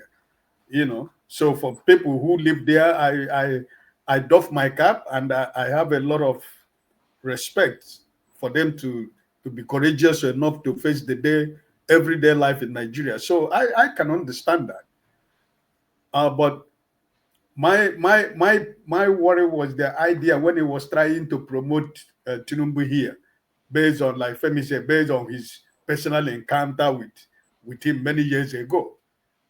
It has got nothing to do with me. He's not. My question was not based on his personal relationship. It was based on the country called Nigeria. So I think that I'm not saying that people should not have friends. I'm not saying that it's not a privilege for you to have somebody who is somebody that is in a better position in a society. You come to know him or her. That's not what I'm saying, because each and every one of us, we have friends who belong in one caliber of society or the other. So I'm not taking that away from him. It's a privilege for him to have known him. So that's not my point. So but generally, he spoke as a journalist. And he spoke as somebody who is in the system. He spoke as somebody who has ideas of what are the questions that Dr. Damages was asking him. So I have nothing really to say more than this, but why I went where I went was because I was thinking it was just gaslighting. You know, that's my own personal opinion. And that does not take away my respect for him. And I think that he deserves my respect because when you see somebody who God has placed somewhere, you should be able to respect and accommodate that person because it's not easy for somebody to get to a certain stage in life. So outside that, I enjoyed the conversation. I learned one or two things, and we keep going. Thank you. All right. Thank you, Ike. Forefathers. Well, first of all, Dr. Dameji, sorry. I have, this is iced tea. Is it allowed for me to take it? Because I know Yeah, it's okay. It's okay. I know they drink. I know what it is. Okay, thank you. It won't get into your, it won't have impact. Forefathers. Thank you, Dr. Damages. I for some reason I just started watching I was a bit confused because I thought this was I was beginning to think this was Sunday for a moment there, because you were interviewing someone and it wasn't have your say. So, but after listening to him, I noticed when he was talking about Tinubu and how Tinubu reminded. Cared about human beings on a deep level because he was asking about his child. You try to draw similar correlations with this in Babangida, but he didn't necessarily see that. I just feel like he likes Tinubu because Tinubu bonded with him somehow, and IBB lied to him. That's why he doesn't like. He said that IBB lied to him, so he doesn't like IBB from that point of view. People are different, like that. So from that point of view, I grant him that. I just feel like he's just speaking from his own mind. I think all politicians, at some level, they do care about human beings. You have to an extent, care about human beings. I guess the only, and I see that in Tinubu too. I don't think that Tinubu just hate people. No, I don't think that's what it is. And people that have loyalty to him, that's not what is happening. Those people see good in him somehow. What I see, I don't care about what you feel about him, like a parent that cares. Parents, they always love their child, no matter what the child does. You have to worry about what the person is actually doing to the country. And that's why I drew him back to what he said earlier on about the Lagos Assembly with their politicking. That how about the people of Agege that he was supposed to be representing, and all the other people, Lagosian, that are expecting them to deliver. And that's how we have to be a little bit dispassionate about when we are talking about our leaders. Our leaders may be very nice to us individually, but look at what they are doing to your nation. And if they are doing something to your nation, you have to call them out on it. And because that is very, very important, that actually affects most people. Just to close out, I like the video he played of Jonathan. I'm not sure I've heard Nigerian leaders speak like that much. I don't know whether he was in office when he said that. That would be interesting to know. No. You see that. When they leave office, they start confessing, telling us we should be vigilant. Why don't they do it when they are in office? So that they will carry him and put on that this himself.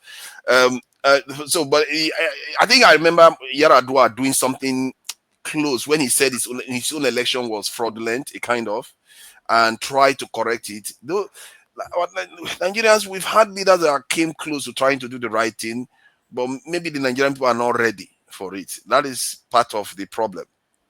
And so I will leave it at that. Thank you. All right. Thank you so much. Tony.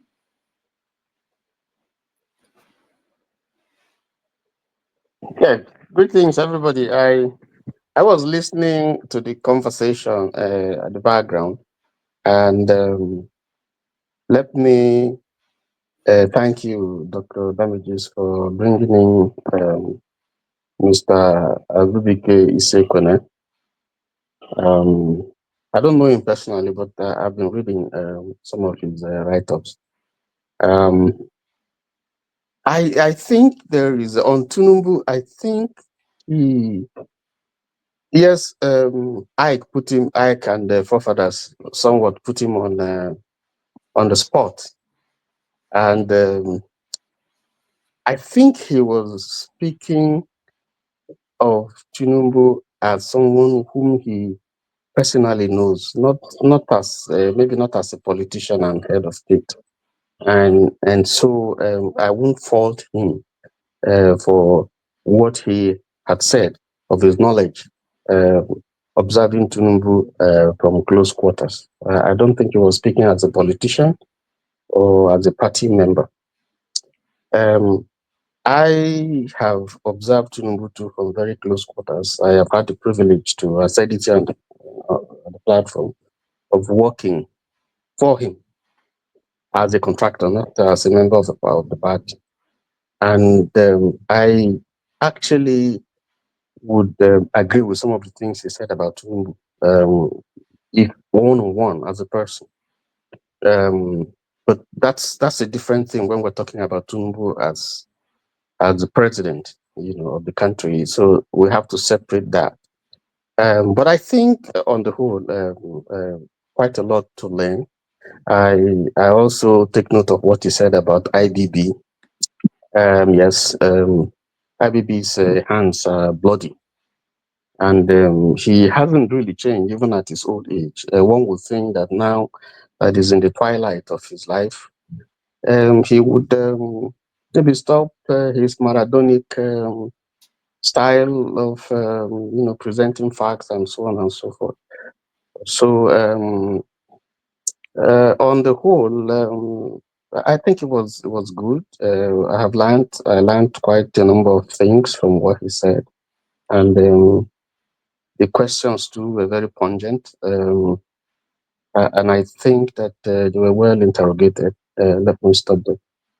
All right, thank you so much. I didn't hear anybody mention that he said that at Leadership newspaper they pay entry-level journalists 70,000, 80,000. Think about it. That it doesn't mean they are paying for your transportation. They are not paying, and this is Abuja-based newspaper. How do they live on that? How will they be able to get you the news you want them to get you? I always try to make sure we understand sometimes our expectations of people that we are counting on to play the role of the fourth estate. Very important role in any democracy. When those people cannot, I'm talking about this, he mentioned that they pay, they don't owe. Which tells you that a lot of newspapers owe, a lot of media organizations don't even pay you that small money. And you end up finding out that most people who may be reporters are doing other things to support themselves. And these are the people you expect to basically go and take bullets for you, for the profession. Go and knock on doors where somebody will slam the door on them to go and insist that they will get information. These are the people you expect that if they are threatened, they will go back and insist. So anyway, I just wanted to point that out. For me, that was But the damage is on one level, though.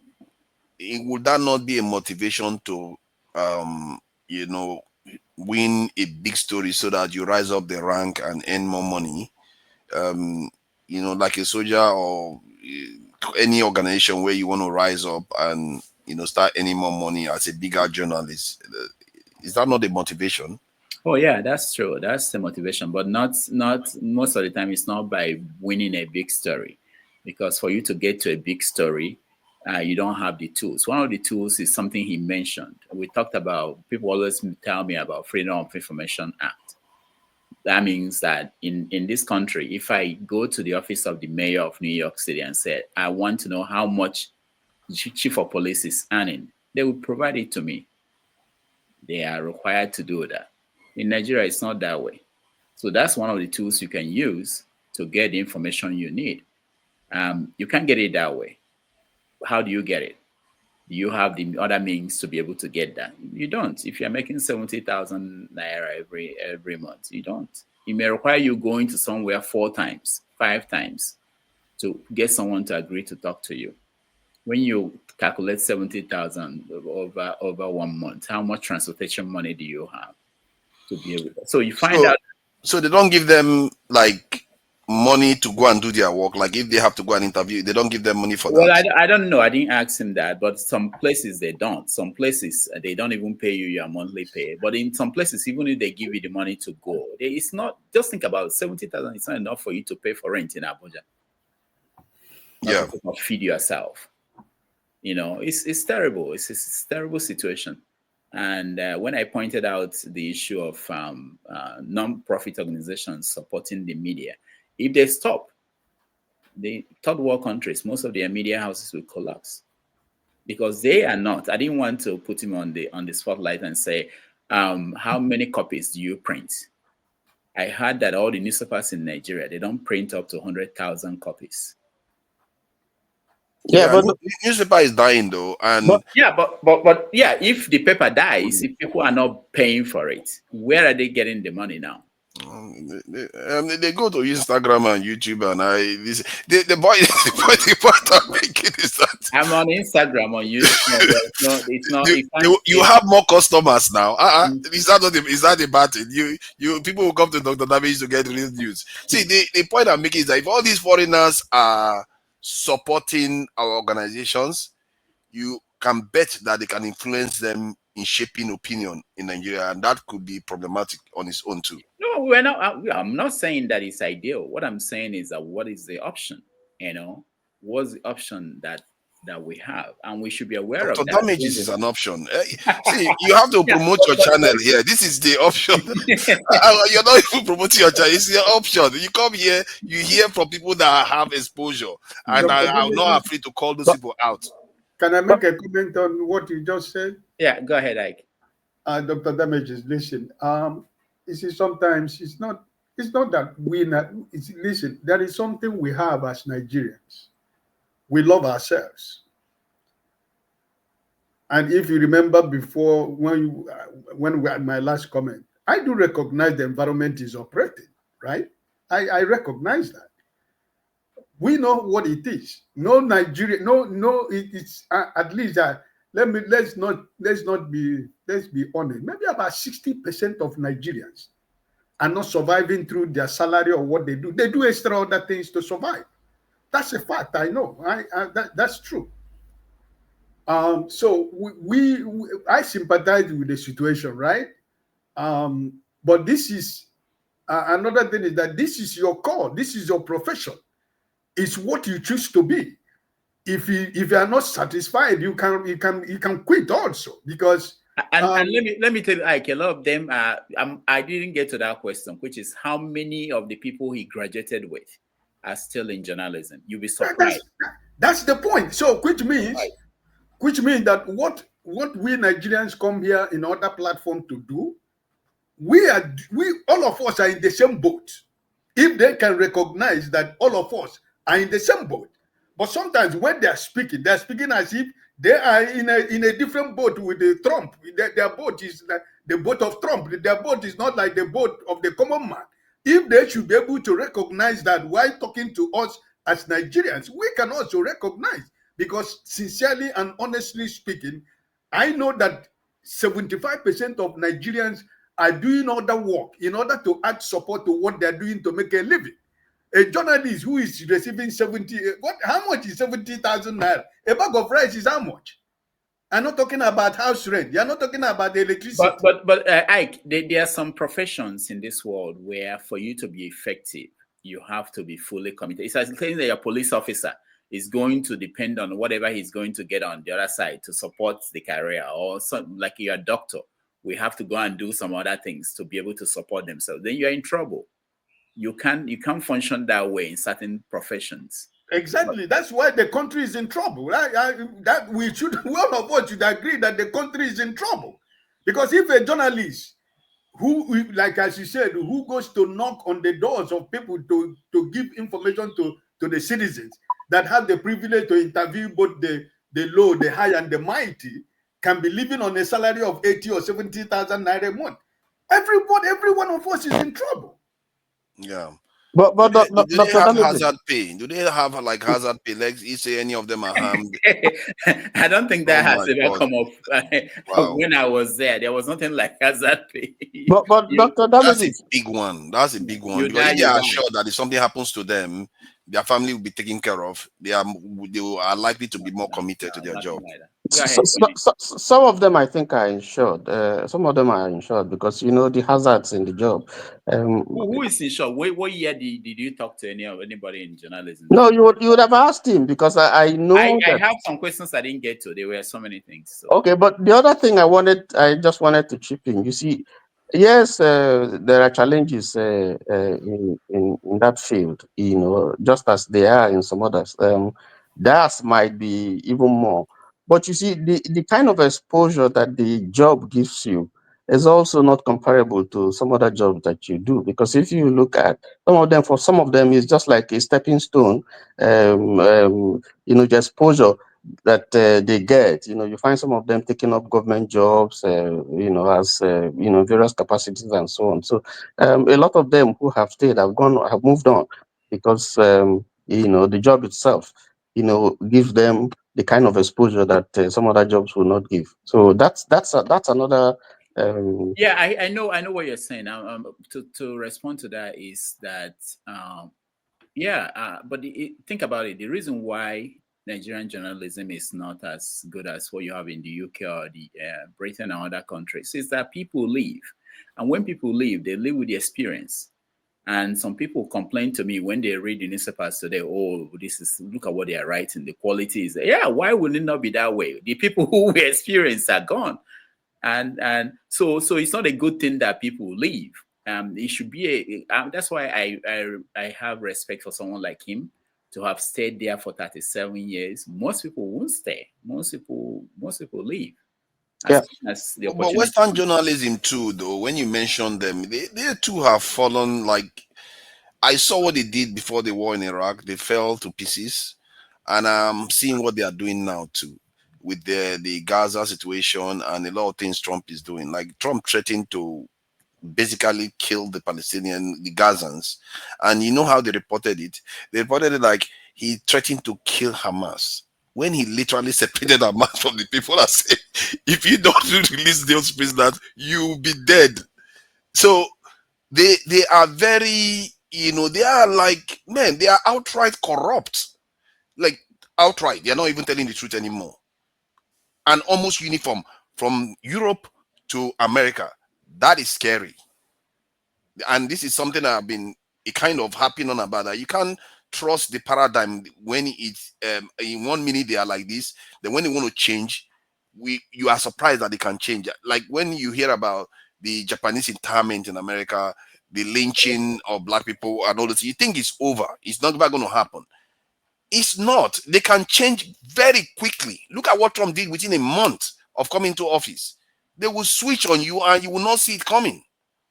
And our people just think that the reality they created for the last 60, 40 years is the way it's going to be. No, it's not.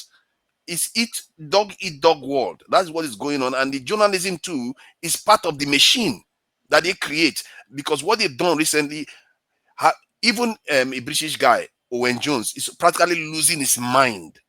That when you see that guy on YouTube, he's practically losing his mind because he sees the journalists being complicit in deceit and genocide. They see a leader that is calling for genocide, they pretend as if it's not happening. Literally, this kind of people are the kind of people that will be there when their leaders come to Africa, destroyed everybody, and they will pretend it never happened. They will tell their people that nothing like that happened. They are just helping Africans.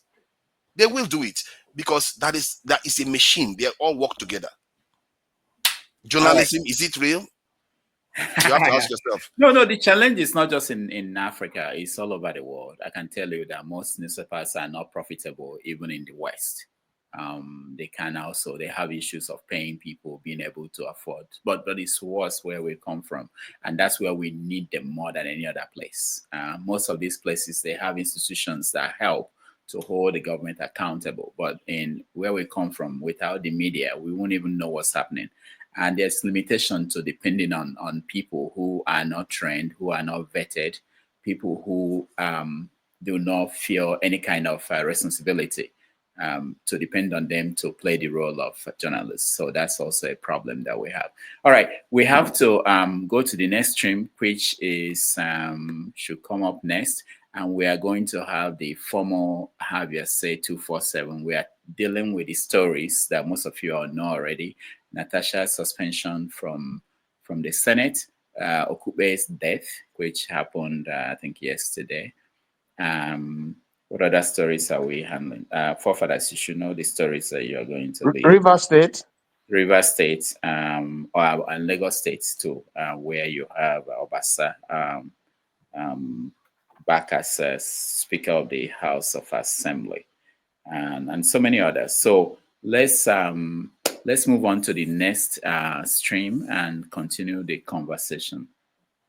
Thank you, everybody who supported us today. I want to thank Kulata, Zito, George. Thank you all for your support, and we will be back. Fathers, I hope you are ready. Yeah, I am. Kulata, every time you do this, you insult people. I don't think I will ever write a book. Mainly, I don't want to hurt anybody. Hurting in the sense that there are certain people that I cannot resist abusing. But that hasn't got to do it hasn't got anything to do with their children and their grandchildren. So I don't want to hurt their children and grandchildren. So for the sake of their children and grandchildren, I have left them.